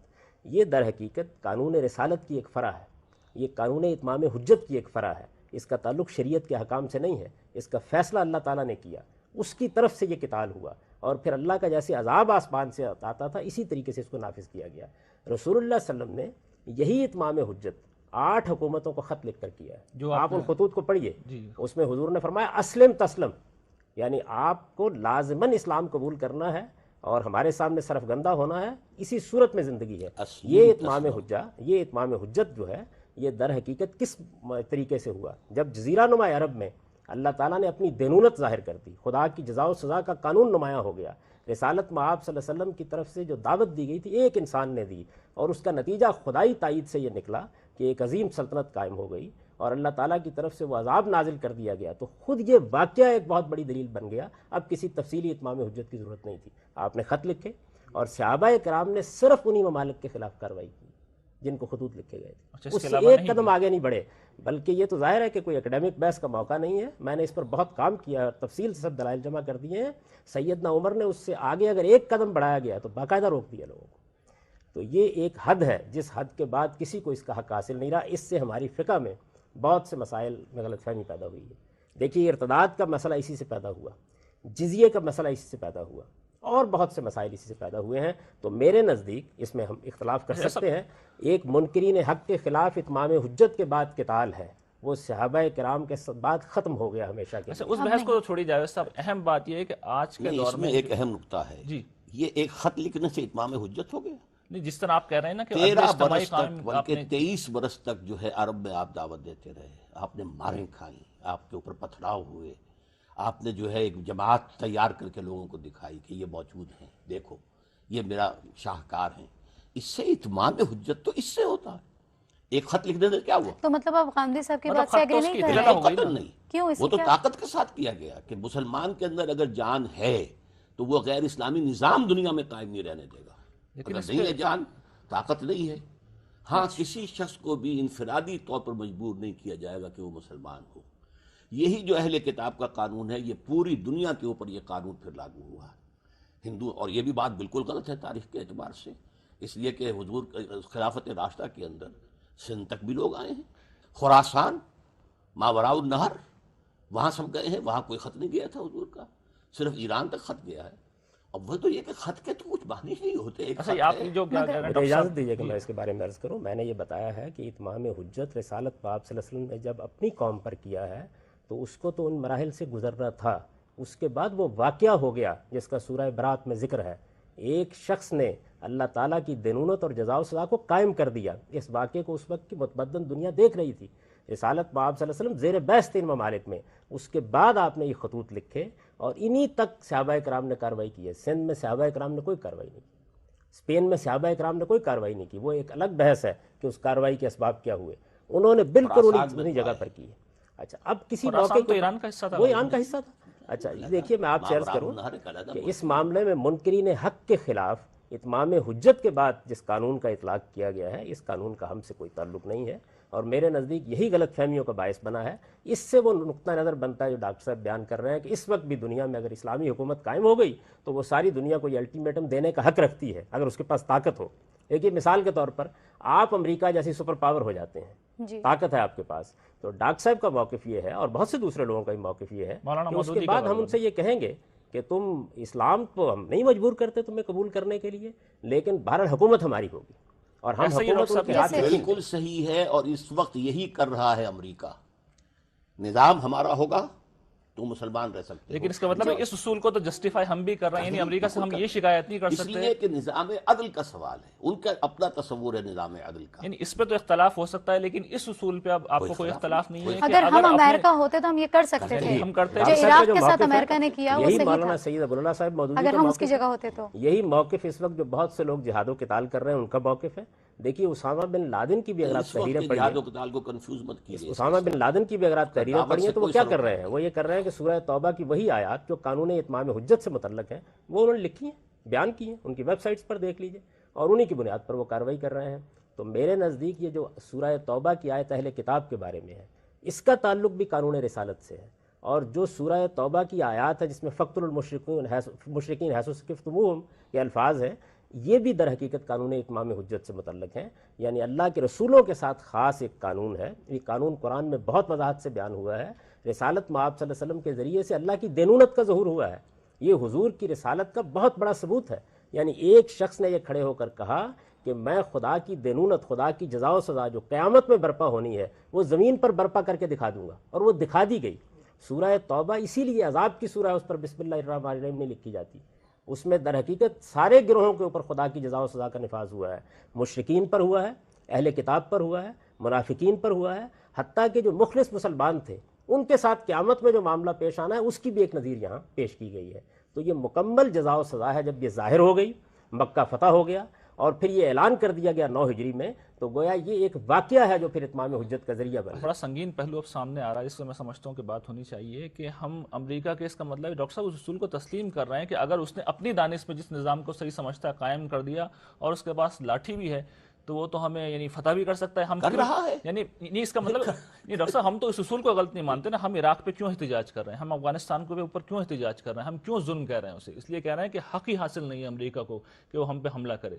وہ ہم پہ حملہ کر رہا ہے تو اگر اصول کو ہم نے صحیح مان لیا کہ تم نے غلط الزام لگائے، تم نے جھوٹے الزام لگائے، تم نے افغانستان پر حملہ کیا، اس کا اب تک تمہارے پاس کوئی ثبوت نہیں ہے، یا تو وہ یہ کہیں کہ وہ تو یہ کہہ رہے ہیں نا کہ وہ عورتوں کو برقع پہنانے کا اب کہنا شروع ان کو تو الزام لگانے کی ضرورت ہے، ہمیں یہ بھی ضرورت نہیں ہے۔ وہ انہیں تو یعنی ہم تو محض اس بنیاد پر حملہ آور ہو جائیں گے کہ ہمارے پاس ایک حق ہے۔ پہلے ہم ان سے کہیں گے یا ایمان لاؤ تو ہمارے ساتھی، سینئر اور جونیئر بھی نہیں لاتے ہو تو چھوٹے ہو کر رہو، جیسے کہ امریکہ کہہ رہا ہے کہ تم مذہبی اعتبار سے جو چاہو کرو، لیکن نظام جو ہے پولیٹیکل سوشو اکنامک سسٹم وہ ہمارا ہوگا۔ اصل اس میں بڑی معذرت کے ساتھ سوال یہ آ رہا ہے کہ جو اس وقت ہم جنگی حیثیت جانتے ہیں ہماری اور ان کی، ہم تو انہی کے اسلحے کو لے کے جو ہے F-16 مل گئے تو ہم اللہ کا شکر ادا کر رہے ہیں۔ میں تو نہیں سمجھتا ایک صدی تک بھی امریکہ کو چیلنج کر سکتے وہ ہیں۔ تو میری شرط پوری نہیں ہو رہی، ہمارے اندر طاقت نہیں ہے، ہمارے اندر طاقت نہیں تھی، انگریز نے آ کے ہمیں فتح کیا، ہم کریں گے نا یہ۔ انگریز نے آ کے اس کا مطلب ہے امریکہ ہمیں طاقتور ہونے نہیں دے گا، یعنی ان کی بعض کتابیں میں نے پڑھی ہیں ان کے مفکرین کی، ان کے بس کا مسئلہ ہے نا۔ لیکن اوپر ایک اور سپریم پاور جو ہے وہ اللہ بھی تو ہے نا۔ وہ کیا پتا ہے کہ اس سے پہلے ہی امپلوژن ہو جائے امریکہ کے اندر اور وہ پھٹ جائے، ٹکڑے ہو جائیں، USSR ٹکڑے ہو گیا، امریکہ ہو سکتا ہے۔ اس وقت اکنامک ریڑھ کی ہڈی ٹوٹ رہی ہے اس وقت، اس لیے ان چیزوں کو آپ نہ چھیڑیے۔ اصل تو مسئلہ یہ ہے کہ خلافت راشدہ میں آپ یہ جو کہہ رہے ہیں کہ نظام قائم کر کے، کتنے لوگوں نے نظام دیکھا؟ وہ جو کچھ عرب میں ہو رہا تھا نہ روم کو پتہ چلا نہ ایران کو پتہ چلا۔ میں تو یہ گزارش کر رہا ہوں کہ جس دینونت کا ظہور ہوا، یعنی خدا کے ایک پیغمبر نے الٹیمیٹم دیا کہ میں اس سرزمین میں حق و باطل کا وہ فیصلہ جو قیامت میں ہونا ہے وہ نافذ کر کے دکھا دوں گا۔ دیکھیے قرآن مجید نے رسولوں کی دعوت کی شہادت میں ساری یہ جزا و سزا کی تفسیر پیش کی ہے۔ عاد کے ساتھ کیا ہوا، سمود کے ساتھ کیا ہوا، قرآن مجید ان کا ذکر کر کے سورہ قمر میں کہتا ہے یہاں تو کچھ بھی نہیں ہوا، کسی کو قتل نہیں کیا گیا، nobody was killed۔ میں یہ کہتا ہوں الٹیمیٹم دیا گیا، اس الٹیمیٹم کے بعد اگر وہ ایمان نہ لاتے تو اس کے بعد یہی ہوتا۔ اچھا، اس میں چنانچہ وہاں بھی الٹیمیٹم ہی دیا دنیا گیا۔ میں کس کو احساس ہوا ہوگا کہ کیا ہوا ہے؟ میں کہتا ہوں یہ تاریخ انسانی کا اتنا بڑا واقعہ ہے، ہم بدقسمتی سے اس کی طرف توجہ نہیں دلاتے۔ اس کے ذریعے سے ایک رسول تاریخ کی روشن آئینے میں، پہلی جتنی رسالتیں ہوئی ہیں ان میں خدا تعالیٰ نے جو کچھ کیا وہ تاریخ کا حصہ نہیں بن سکا، یہ تاریخ کا حصہ ہے۔ یعنی ہمارے سامنے یہ واقعہ ہوا کہ ایک خدا کا پیغمبر، آپ دیکھیں ذرا اندازہ کریں کہ کس شان سے انہوں نے یہ کام کیا ہے۔ سورہ نصر کو پڑھیں، اذا جاء نصر اللہ والفتح ورأیت الناس يدخلون فی دین اللہ افواجا۔ اب یہ دیکھیے ان میں سے کوئی کام نہیں ہوا اور اللہ تعالیٰ پیشین گوئی کر رہے ہیں مدد آئے گی، مکہ فتح ہوگا، اس کے بعد تم اپنی آنکھوں سے دیکھو گے کہ لوگ جوک در جوک دین میں داخل ہو رہے ہیں۔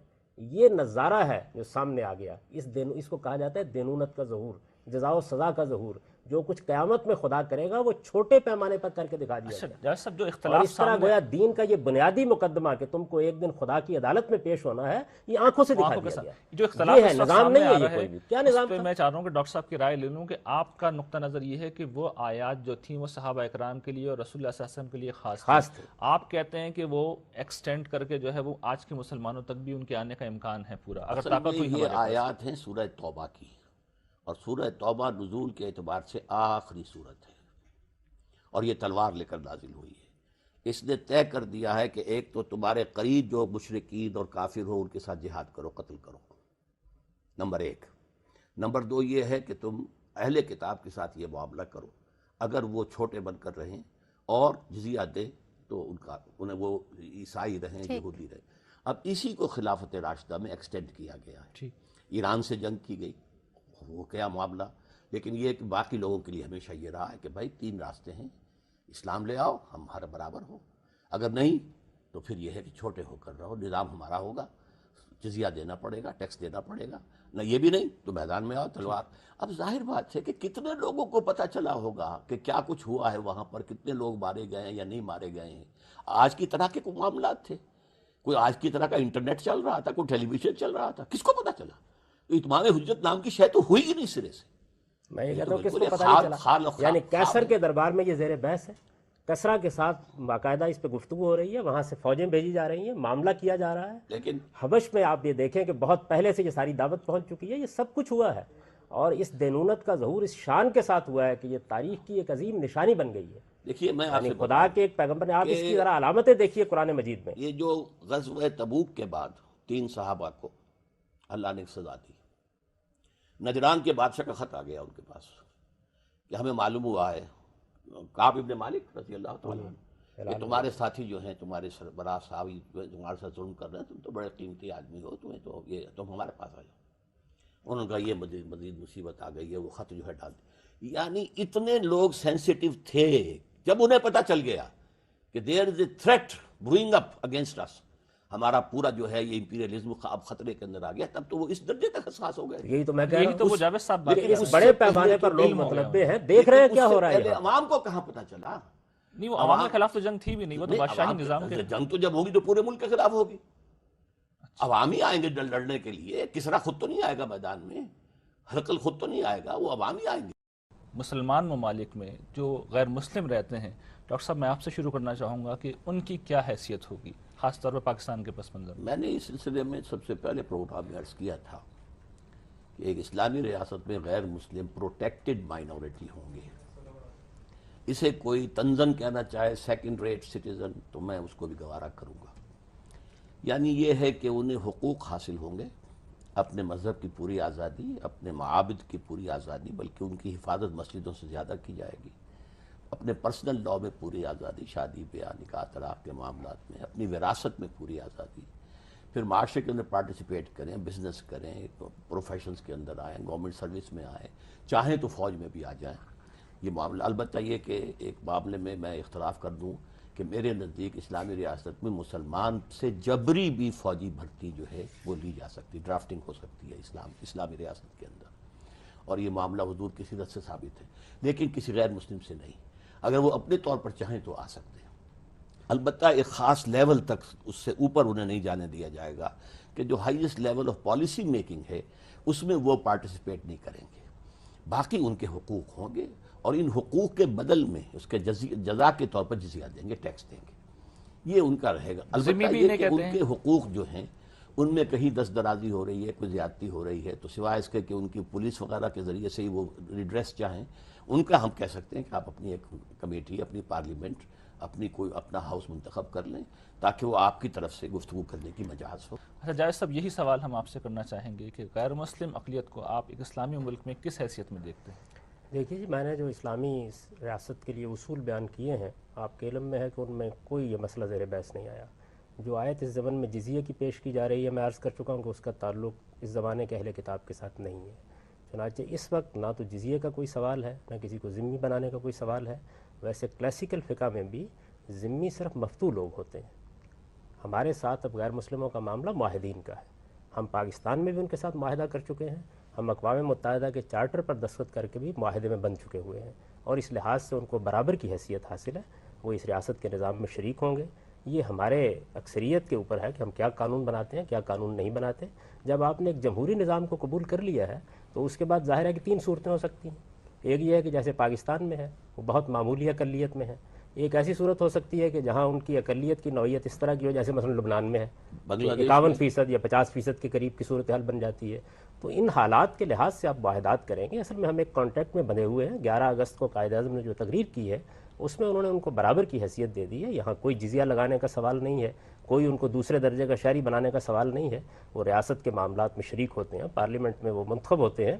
میرا نقطہ نظر اس معاملے میں یہ ہے کہ وہ چیزیں جو نصوص سے متعلق ہیں صرف انہی چیزوں کے بارے میں ہمیں اصرار کرنا چاہیے. حرام اور حلال کے فیصلے، جائز اور ناجائز کے فیصلے، یہ قرآن مجید کے پیغمبر صلی اللہ علیہ وسلم کے قطعی ارشادات پر مبنی ہونے چاہیے. یہ آیت جو موضوع بنائی جاتی ہے اس کے بارے میں نے اپنی رائے دے دی ہے، اس لیے اس پر مزید کسی بحث کی مطلب ضرورت آپ کے نہیں خیال ہے. میں وہ سیکنڈ ڈگری سٹیزن جی نہیں ہے، میرے نزدیک ایکولائزیشن ہے آپ کی نظر معاہدین میں؟ کی حیثیت ہے ان کی، اور ہماری فقہ میں بھی یہ چیز موجود ہے. کچھ معاہدین اور اہل صلح ہوتے ہیں، ان کے ساتھ اب جن شرائط پر چاہے معاملہ کر لیں. خود رسالت میں آپ صلی اللہ علیہ وسلم نے جب میثاق مدینہ کیا ہے تو اس میں برابر کی سطح پہ ان کو شریک کیا ہے. آپ اس کی دفعات کو پڑھ لیجئے، وہ دفاع میں شریک ہیں، ریاست کی دفاع کی ذمہ داری ان پر ڈالی گئی ہے. یعنی ایک قتال وہ ہے کہ جو قتال منکرین حق کے خلاف اس میں امت واحدہ کے لفظ ہیں غالباً. جی بالکل یہی ایک قتال وہ ہے جو رسالت میں آپ صلی اللہ علیہ وسلم نے منکرین حق کے خلاف کیا ہے، اس کا معاملہ بالکل مختلف ہے. ایک قتال وہ ہے جو ظلم و عدوان کے خلاف کریں گے. باقی جہاں تک ریاست کی ایکسپینشن کا تعلق ہے، چونکہ میرے نزدیک اس کی بنیادی دعوت ہے، آپ کو پیغام پہنچانا ہے. اگر اللہ تعالیٰ لوگوں کا سینہ کھول دے گا اور کسی اور جگہ مسلمانوں کی اکثریت ہو جائے گی تو وہاں بھی وہ اپنا نظام قائم کر سکتے ہیں.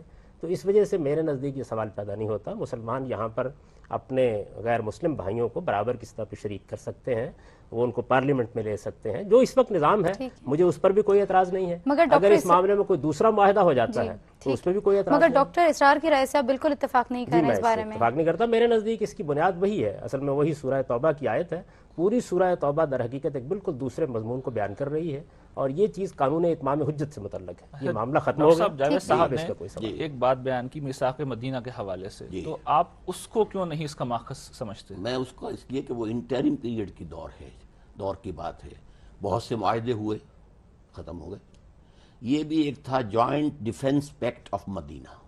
اس سے زیادہ اس کی کوئی حیثیت نہیں ہے کہ ہم یہاں رہتے ہیں، مدینہ کے تحفظ کے لیے، دفاع کے لیے جوائنٹ ڈیفنس ہمارا ہوگا اور اس میں ہم برابر ہوں گے. لیکن ڈاکٹر حمید اللہ تو کہتے ہیں پہلا میرے آئین ہے نزدیک یہ. ان کے بہت بڑے بڑے مغالطوں میں سے ہے. پہلی مرتبہ انہوں نے اس کے لیے لفظ دستور استعمال کر دیا. وہ دستور ہے ہی نہیں. دستور تو آخر میں بنا ہے. جسے یہ کہہ رہے ہیں کہ وہ خاص جو ہے وہ ایک اس پر پس منظر ہے، وہی تو آخری تو وہی ہے. سورہ توبہ کے اندر ہے کہ اہل کتاب کے ساتھ یہ ہوگا، بنو اسماعیل کے ساتھ یہ ہوگا. یہ معاملہ ہے تو اصل میں تو سارے فیصلے وہی ہیں، اور انہیں ٹائملی قرار دینا تو بہت اس میں بڑی ڈاکٹر صاحب ایک جسارت مسئلہ ہے تو یہ بالکل. بھی ہے اس آیت کے اندر کہ وہاں پہ مشرکین بھی ہیں، یعنی کہ ہندو، ان کو تو قتل کر دینے کا حکم ہے. نہیں، اسی لیکن صورت وہ کے تو اندر قتل ہم نہیں کر سکتے اس لیے کہ ان پر کوئی اتمام حجت ہوا نہیں. وہ تو صرف نبی اور رسول کے ذریعے سے اتمام حجت لیکن ہوا. وہ پھر معاملہ یہودی عیسائیوں کے لیے کیوں نہیں لے لیتے؟ اسی طرح ہے. ان کو کہہ دیا گیا ہے کہ آپ رہ سکتے ہیں، آپ عیسائی رہیں، یہودی رہیں، اس سے وہ ہندو بات رہیں، بالکل واضح ہو گئی. لیکن اسلام یہ کا در جو ہے حقیقت نظام، سارا معاملہ ہی سورہ توبہ کا جو ہے وہ اصل میں رسول اللہ کے منکرین کے لیے ہے. کیونکہ پھر بہت اہم اگر سوال سورہ کا ابتدائی حصہ جو ہے اس میں مشرکین کے بارے میں جو قانون ہے اس کا اطلاق اب آپ کریں گے. وہ مسلم جو ہے پروٹیکٹڈ مائنورٹی ہوں گے، انہیں مذہبی آزادی ہوگی، ہر چیز ہوگی. لیکن قائد اعظم لیکن نے اب جو آپ یہ کہہ کہ بالکل برابر، اب اس سے زیادہ میں معذرت چاہتا ہوں، اس سے زیادہ غلط بات کیا ہوگی. آپ طے کرتے قرآن و سنت کے خلاف قانون نہیں بنے گا. ہندو کہتا ہے صاحب وہ ہماری بنی سمرتی موجود ہے، اس کو بھی تو لاؤ نا اس کے اندر. ہم کہاں برابر کے شہری؟ اس بارے میں آپ کیا کہتے ہیں؟ ٹھیک ہے جی، بڑی سادہ سی بات ہے کہ آپ اکثریت رکھتے ہیں، آپ قانون بنائیں گے. جب آپ نے امرہم شورا بینہم کا اصول اسلام میں بھی تسلیم کیا، دوسرے یہ کہ اسلامی قانون کی وہ کون سی چیز ہے کہ جس کو آپ کو ان پر نافذ کرنا ہے. آپ ان کو پروٹیکٹڈ سٹیزن بھی اگر بناتے ہیں تو ان کی عبادت گاہوں کو تحفظ دیں گے، ان کے بت خانوں کو تحفظ دیں گے. وہ کیا قانون ہے؟ اگر نماز کا اہتمام ہے تو مسلمانوں سے متعلق ہے، اگر زکوٰۃ لینی ہے تو مسلمانوں سے لینی ہے. تو وہ کون سا قانون ہے کہ جس کا ان پر اطلاق ہوگا؟ وہ پارلیمنٹ میں بیٹھے ہوئے ہیں. بالکل برابر کہنا کیسے ممکن ہے؟ یعنی آپ مجھے بتائیے نا کہ وہ کون سا قانون ہے جس کو ہم ان پر لازماً لاگو کر دیں گے. یعنی ہماری روایت تو یہ رہی ہے کہ اگر وہ اپنی عدالتیں قائم کرنا چاہتے ہیں تو کر لیں. پرسنل لا کے معاملے میں تو آپ ان کو آخری آزادی دینے کے لیے تیار ہوتے ہیں. اسی طرح سے جہاں تک فوجداری قانون کا تعلق ہے تو پہلے اسلامی شریعت کو دیکھیں، اس میں ہیں کیا چیزیں. یعنی چند قوانین ہیں جو اصل میں انتہائی سزاؤں کی صورت میں بعض جرائم سے متعلق بیان ہوئے ہیں، انہی کو آپ نے نافذ کرنا ہے. ان جرائم کے جرم ہونے پر سب کا اتفاق ہے. تو وہ کیا چیزیں ہیں کہ جن کے معاملے میں ہم ان کے اوپر نافذ کریں گے؟ مسلم اور غیر مسلم دونوں صورتیں ہو سکتی ہیں. اچھا تو دیکھیے بات یہ ہے کہ وہ ان کے مسلمانوں تک نزدیک چور کا ہاتھ کاٹنا جو ہے وہ صحیح نہیں. بڑا اہم سوال ہے جاوید صاحب کہ چور کا ہاتھ کاٹنا جو ہے وہ ڈاکٹر صاحب یہ کہتے ہیں کہ وہ جی آپ کی فقہ میں یہ بالکل مسلم مسئلہ ہے کہ اگر غیر مسلم چاہتے ہیں کہ وہ اپنے اس طرح کے قوانین معاملات اپنی عدالتوں میں لے جائیں تو لے جا سکتے ہیں. یعنی ہماری عدالت میں آئیں گے تو ہم ہاتھ کاٹ دیں گے. پرسنل لا اور اس نوعیت کے جو فرق ہیں یہ تو موجودہ زمانے میں پیدا ہوئے ہیں. نہیں، یہ ہمارے ہاں تو صورتحال یہ شراب آپ کے یہاں حرام ہے. آپ ہے. کی اسلامی حکومتوں کے اندر ان کی بستیوں میں شراب بنتی رہی ہے، سور پالے جاتے رہے ہیں، اس معاملے میں کبھی قدغن نہیں لگی. یہ مسئلہ پیدا ہو گیا کہ مجوس کے محرمات سے نکاح کا معاملہ رہا ہے، نئی پابندی لگائی گئی. آپ یہ دیکھیے ڈاکٹر حمید اللہ صاحبی کا بھی ذکر ہو رہا تھا انہوں نے اسی کتاب میں جہاں یہ میثاق مدینہ پر بحث کی ہے یعقوبی عیسائیوں سے متعلق مسلمان ریاستوں کے معاہدات نقل کیے ہیں. تو میرے نزدیک یہ نہیں ہے کہ آپ کیا کریں گے، اصل چیز یہ ہے کہ نصوص کیا ہیں. یعنی آپ کو کسی نص میں اس کا پابند نہیں کیا گیا کہ آپ غیر مسلموں کے ساتھ یہ معاملہ کریں. آپ آزاد ہیں، آپ ان کے ساتھ جو معاملہ چاہیں کر لیں. مسلمان اپنے مسالے کو سامنے رکھیں گے اور اس کی بنیاد پر معاملہ کریں گے. عین ممکن ہے کہ لبنان کی طرح آپ کو اس معاملے میں ایک ایسے مصالحانہ دستور پر آنا پڑے جس میں کچھ حقوق آپ کے ہوں، کچھ حقوق ان کے ہوں. ہندوستان میں آپ یہ دیکھیے کہ مولانا مودودی جیسے شخص نے جو فارمولہ پیش کیا تھا، اس فارمولے میں کیا تھا کہ ہم اپنے صوبوں میں جہاں جہاں ہماری حکومتیں ہوں گی وہاں ہم اپنے قوانین نافذ کریں گے. تو اگر آپ سمجھتے ہیں کہ کسی موقع کے اوپر غیر مسلم یہ کہتے ہیں کہ آپ کے یہ شرعی قوانین جو ہیں ان سے ہمیں استثناء دیا جائے، تو اسلامی شریعت کی روح سے آپ دے سکتے ہیں. صاحب ایک بات ڈاکٹر صاحب اس وجہ سے کوئی پرابلم پیدا نہیں ہوتا اگر آپ ان کو معاہد اور اہل صلح کی حیثیت دیں. معاہدین اور اہل صلح آپ کی فقہ کی ایک مستقل اصطلاح ہے. لیکن ڈاکٹر صاحب اس بات کو نہیں مانتے کہ ہمارے ہاں جو ہندو موجود ہیں ہم نے ان سے کوئی معاہدہ کر رکھا ہے. میرے نزدیک قائد اعظم نے جب یہ اعلان کیا تو لفظ اس میں ہندو بھی استعمال کیا، عیسائی بھی استعمال کیا. بانی پاکستان کا یہ اعلان ہے اور اس اعلان کی حیثیت ایک معاہدے کی ہے. اور جو آپ اقلیتوں سے معاہدات کرتے ہیں اس کے بارے میں رسالت میں آپ صلی اللہ علیہ وسلم نے یہ فرمان موجود ہے کہ اگر کوئی خلاف ورزی آپ اس کی کریں گے تو میں قیامت کے دن اس کے خلاف استغاثہ کروں گا. معاہدہ دو فریقوں کے مابین ہوتا ہے. کب وہ دو فریق بیٹھے، کب ان کے درمیان معاہدہ ہوا، کب طے ہوا. ایک پرنسپلز ہیں جو دے رہے ہیں قائد اعظم 11 اگست کی اپنی تقریر کے اندر کہ یہاں سب کو برابر کیا جائے. لیکن ڈاکٹر صاحب وہ دستور ساز اسمبلی سے خطاب تھا، وہ یعنی عوامی جلسہ نہیں تھا. پاکستان کا خطاب ہے، اس میں میری طرف سے ایک معاہدے کا اعلان ہے. دیکھیے معاہدے میں ضروری نہیں ہوتا کہ دو فریق بیٹھیں. میں اپنی طرف سے کہتا ہوں کہ میں پابند ہوں اس چیز کا. یہ اعلان قائد اعظم نے کر دیا ہے، میرے نزدیک ہم اب اس کے پابند ہیں. اور یہ کوئی خلاف شریعت نہیں ہے. یعنی دین میں وہ کون سی نص ہے جس کے تحت آپ کو پابند کیا گیا کہ آپ ان کو سیکنڈ ریٹ سٹیزن بنائیں؟ کوئی نہیں ہے. جو نص بیان کی جاتی ہے میں نے عرض کر دیا کہ اس کا تعلق جو نص ہے اس کو آپ کہہ رہے ہیں کہ وہ خاص وقت. جی بالکل، جس طرح آپ مشرکین سے متعلق اوپر کی آیات کو کہہ رہے ہیں، جو استدلال اس کے حق میں وہی استدلال اس کے حق میں ہے. پوری سورہ توبہ میں یہ بات بھی میں اختلاف کی جسارت کر رہا ہوں بڑے ادب کے ساتھ. رسول اللہ صلی اللہ علیہ وسلم نے پہلے اپنی قوم پر اتمام حجت کیا، اس کے بعد بقرہ میں، آل عمران میں، مائدہ میں، نساء میں آپ نے اہل کتاب پر اتمام حجت کیا. دونوں پر اتمام حجت کے بعد پھر سورہ توبہ میں جتنے فریق ہیں ان سب کے بارے میں سزا کا اعلان کیا گیا ہے. پہلے مشرکین کے بارے میں، پھر اہل کتاب کے بارے میں، اہل پھر کتاب کا منافقین قتل کے کا بارے نہیں میں. آیا ہے. جی وہی آیا سورہ توبہ. بھائی نہیں، ان سے جنگ کرو یہاں تک کہ وہ. لیکن ڈاکٹر سزا صاحب ہے. حکم تو سزا کا یہ ہے. کہا گیا ہے کہ قوم میں تمہیں مرنا ہوگا لیکن ورنہ یہ الٹیمیٹم ہے. ایک یہ ہے کہ ایمان لاؤ ورنہ قتل کر دیے جاؤ. ان سے یہ نہیں کہا گیا کہ ایمان لاؤ ورنہ قتل ان سے کہا گیا جزیہ دو ورنہ قتل کر دیا جاؤ. جزیہ دو، چھوٹے ہو تو کر. میں یہی عرض کر رہا ان کا جو ہوں جرم ان کے بیان لیے کیا گیا ہے زندگی کی ضمانت ہے، لیکن وہ اس موقع کے اوپر لازماً آپ کے زیر دست ہو کر رہیں گے. یہ سزا ہے جو ان کو دی گئی ہے. یہ جو الفاظ ہیں اور یہ جزیے کے بارے میں بھی یہ بات کی ہے، ٹیکس ہے، معاف کیجیے، ٹیکس کی کسی تاریخ پر پورا نہیں اترتا. ٹیکس آمدنی میں ہوتا ہے، ٹیکس پیداوار میں ہوتا ہے، ٹیکس آدمی پر نہیں ہوتا. آپ ایگری کریں گے؟ ہوتا ہے پول ٹیکس. پول ٹیکس اسی کو کہتے ہیں. آدمی پر ٹیکس نہیں ہوتا، افراد کے اوپر ٹیکس ہوتا ہے. وہ چیز کے استعمال کا معاملہ. پول ٹیکس اس کا نام ہی ہے، پول ٹیکس. پاپولیشن بات یہ ہے کہ یہ آپ کسی فرد کے اوپر جب ٹیکس لگاتے ہیں اس کو دنیا کی پوری تاریخ میں ظالمانہ ٹیکس کہا جاتا ہے. آپ کہتے ہیں یہ بچہ پیدا ہوا اس پہ ٹیکس لگا دیا، ہم نے لگائے گئے ہیں دنیا کے اندر. اور لگے رہے ہیں. ٹیکس کی جو حقیقی تعریف ہے وہ یہ ہے کہ اس کو بہرحال آمدنی اور پیداوار پر ہونا چاہیے. جزیہ اصل میں ایک محکومی کی علامت ہے، وہ آپ کو اپنے ہاتھ سے دینا ہوتا ہے. تو یہ ایک سزا تھی جو نافذ کی گئی. اس سزا میں مشرکین کے لیے ایک قانون ہے، اہل کتاب کے لیے ایک قانون ہے، منافقین کے لیے ایک قانون ہے، اور مسلمان جنہوں نے غلطی کی تھی ان کو بھی سزا دی گئی ہے. یہ خدائی سزا ہے جو ان پر نافذ ہوئی ہے، اور سورہ توبہ اسی خدائی سزا کو بیان کرتی ہے. اس وجہ سے میرے نزدیک یہ نص تو ختم ہو گئی. یعنی دوسرے کے نزدیک ہے تو ٹھیک ہے، وہ ایک رائے قائم کرے گا، لیکن اس کے بعد کوئی نص نہیں ہے. اور میں آپ کو بتا رہا ہوں کہ آپ کی فقہ میں باقاعدہ غیر مسلموں کے لیے دو الگ الگ اصطلاحیں ہیں. ذمی کا درجہ صرف مفتوح ہے لوگوں کے لیے جن کو آپ نے لڑ کر فتح کیا ہے، اگر آپ فقہ کی بات کر رہے ہیں. باقی آپ معاہد ہیں، اہل صلح ہیں. خود صحابہ کرام کے زمانے میں بعض لوگوں سے معاہدات ہوئے ہیں، ان کے لیے جو شرائط طے کر لی گئی ہیں ان شرائط پر عمل کیا گیا ہے. میں اس وقت یہ کہتا ہوں کہ آپ دو معاہدوں میں بندھے ہوئے ہیں. ایک معاہدہ وہ ہے جو قائد اعظم نے 11 اگست کو کیا، اس کا اعلان کیا. ایک معاہدہ وہ ہے جس پر اقوام متحدہ کے چارٹ پر آپ نے دستخط کیے ہیں. آپ دیکھیں یہ 57 ممالک جو ہیں اقوام متحدہ کے ممبر ہیں. آپ نے وہاں جس چارٹر پہ دستخط کیے ہیں اس کو پڑھیے. اس کے اندر آپ کو یہ ماننا پڑا ہے کہ تمام غیر مسلموں کے ساتھ جہاں جہاں وہ اقلیت ہے، جو بھی اقلیتیں ہوں گی کسی مذہب کی، ان کو برابر کے حقوق. صاحب ایک بہت قرآن میں دلیل ہے ڈاکٹر صاحب کے حق میں ہے، وہ یہ کہ یہود و نصارہ کو اپنا دوست نہ بناؤ. تو یہ تو بالکل صریح ہے کہ اس کے بعد تو پھر ہمارا ان سے اس رویہ کا اس اس کے قانون سے علاوہ کیا اصل میں تعلق ہے؟ میں یہ تو آپ سے بحثی عرض کروں دوسری گا کہ خلط مبحث ہو رہا ہے اس وقت. کیا ہو رہا ہے؟ کیا وہ اسلامی ہے؟ عصر حاضر کی آپ بات کر رہے ہیں. تو جو کچھ ہو رہا ہے اس کو دلیل کے طور پر لانا کہ آپ نے یونائٹڈ نیشنز کے چارٹر پر دستخط کیے ہیں. لیکن سب معاہدے کی پابندی تو ہم پہ وہ دیکھیں لازم سر، ہو سوال جاتی تو ہے نا. یہ ہم کو کر رہے ہیں، لیکن یہ کہ کیا یہ اسلام کی روح سے درست ہے؟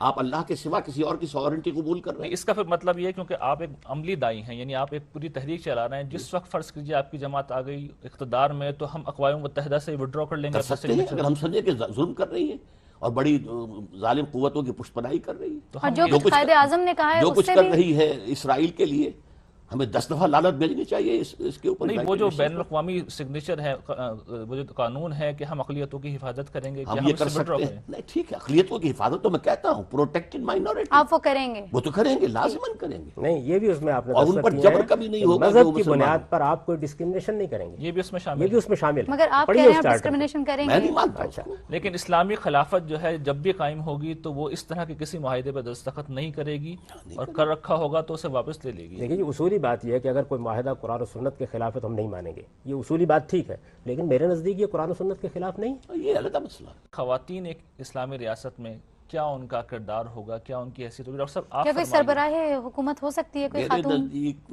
عورتوں کا اپنا ایک کردار ہے مسلمان معاشرے میں بحیثیت مجموعی. جی ٹھیک.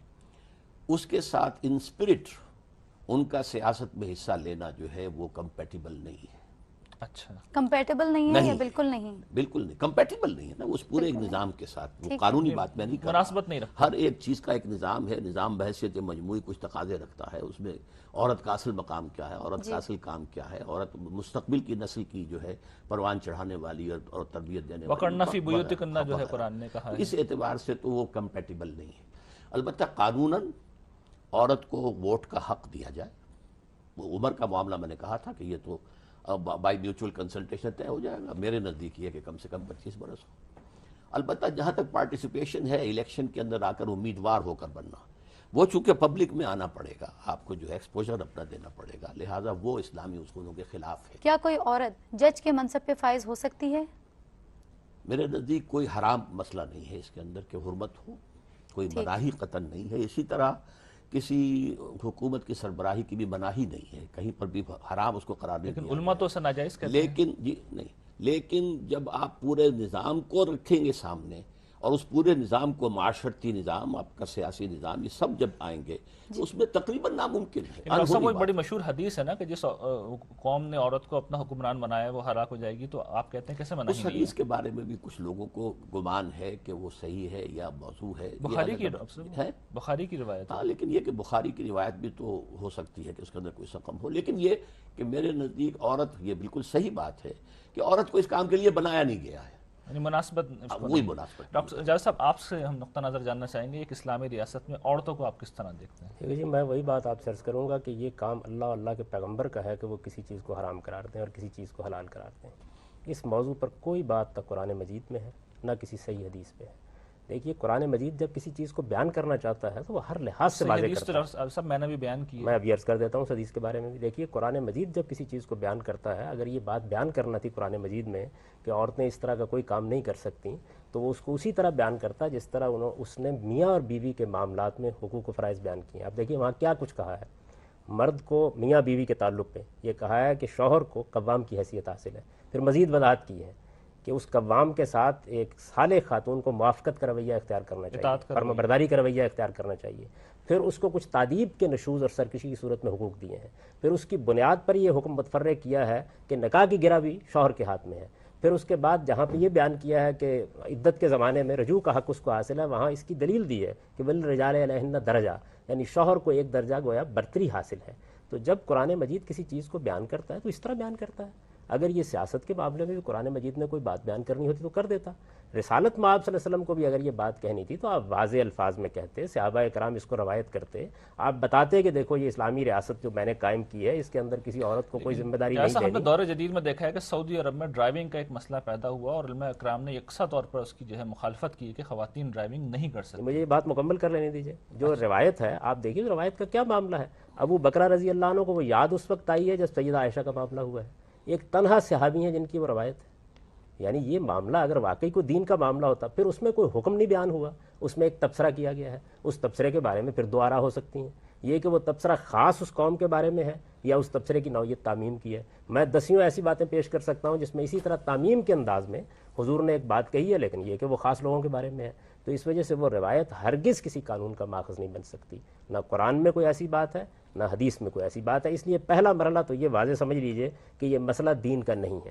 اب یہ ہے کہ دین کے مجموعی نظام کو سامنے رکھ کر ایک صاحب علم یہ کہتا ہے کہ میرے خیال میں یہ ہونا چاہیے، اس طرح کے موقعوں پر بس ہم یہی کہہ سکتے ہیں کہ میرے خیال میں یہ ہونا چاہیے یا میں اس کو پسند کرتا ہوں۔ امام مالک کی آپ موطا پڑھیں تو وہ کیا کرتے ہیں، نصوص کو نصوص کی حیثیت سے بیان کریں گے، اپنا کوئی اجتہاد ہے تو کہیں گے انا احب انا اکرہ، میں اس کو پسند کرتا ہوں، میں اس کو ناپسند کرتا ہوں۔ آپ کیا پسند کرتے تو ہیں؟ میرے نزدیک یہ ہے کہ دیکھیے بات یہ کہ اس میں کوئی شبہ نہیں ہے کہ خواتین کے لیے ایک بہت بڑا کام ہے کہ وہ اپنے بچوں کی تربیت کریں، اپنے گھر کو سنبھالیں، لیکن یہ کہ یہ کوئی ناجائز نہیں ہے ان کے لیے کہ وہ اس طرح کے معاملات ابھی جو ریحان نے آپ سے پوچھا کہ ڈرائیونگ کے لیے بالکل منع کیا گیا ہے سعودی عرب میں عورتوں یہ کو، اسی طرح کی چیزیں ہیں جس کے بارے میں تبصرہ کر چکا ہوں۔ میرے نزدیک اسی سے اسلام بدنام ہوا ہے۔ دیکھیے قرآن مجید نے اسی وجہ سے یہ متعین کیا ہے کہ وہ کیا حدود ہیں جن کے اندر ریاست مداخلت کر سکتی ہے۔ ریاست کی مداخلت کوئی معمولی بات نہیں ہے، سارے لوگ فرشتے نہیں ہوں گے، آپ کو اندازہ نہیں کہ اس کے نتیجے میں انسانوں کے ساتھ کیا ہو جائے گا، سارے لوگ عمر اور ابوبکر بھی نہیں ہوں گے۔ تو اللہ تعالیٰ نے متعین کر دیا ہے کہ یہ معاملات تبلیغ تلقین سے متعلق ہیں، یہ معاملات قانون سے متعلق ہیں۔ اس وجہ سے میں سمجھتا ہوں کہ یہ جو قرآن مجید کی آیات ہیں ان پر غور کرنا چاہیے اور دیکھنا چاہیے کہ ان کے اندر کیا بات بیان ہوئی ہے۔ ہم نے کوشش کی کہ جو ممتاز اہل علم ہیں ان کا نقطہ نظر آپ کے سامنے لایا جائے۔ اس میں کچھ یقیناً اختلاف بھی ہے اور بہت سی چیزوں کے اوپر اتفاق بھی۔ اب اپنے میزبان ریحان احمد یوسفی اور ڈاکٹر ارم کو اجازت دیجیے۔ اللہ نگہبان۔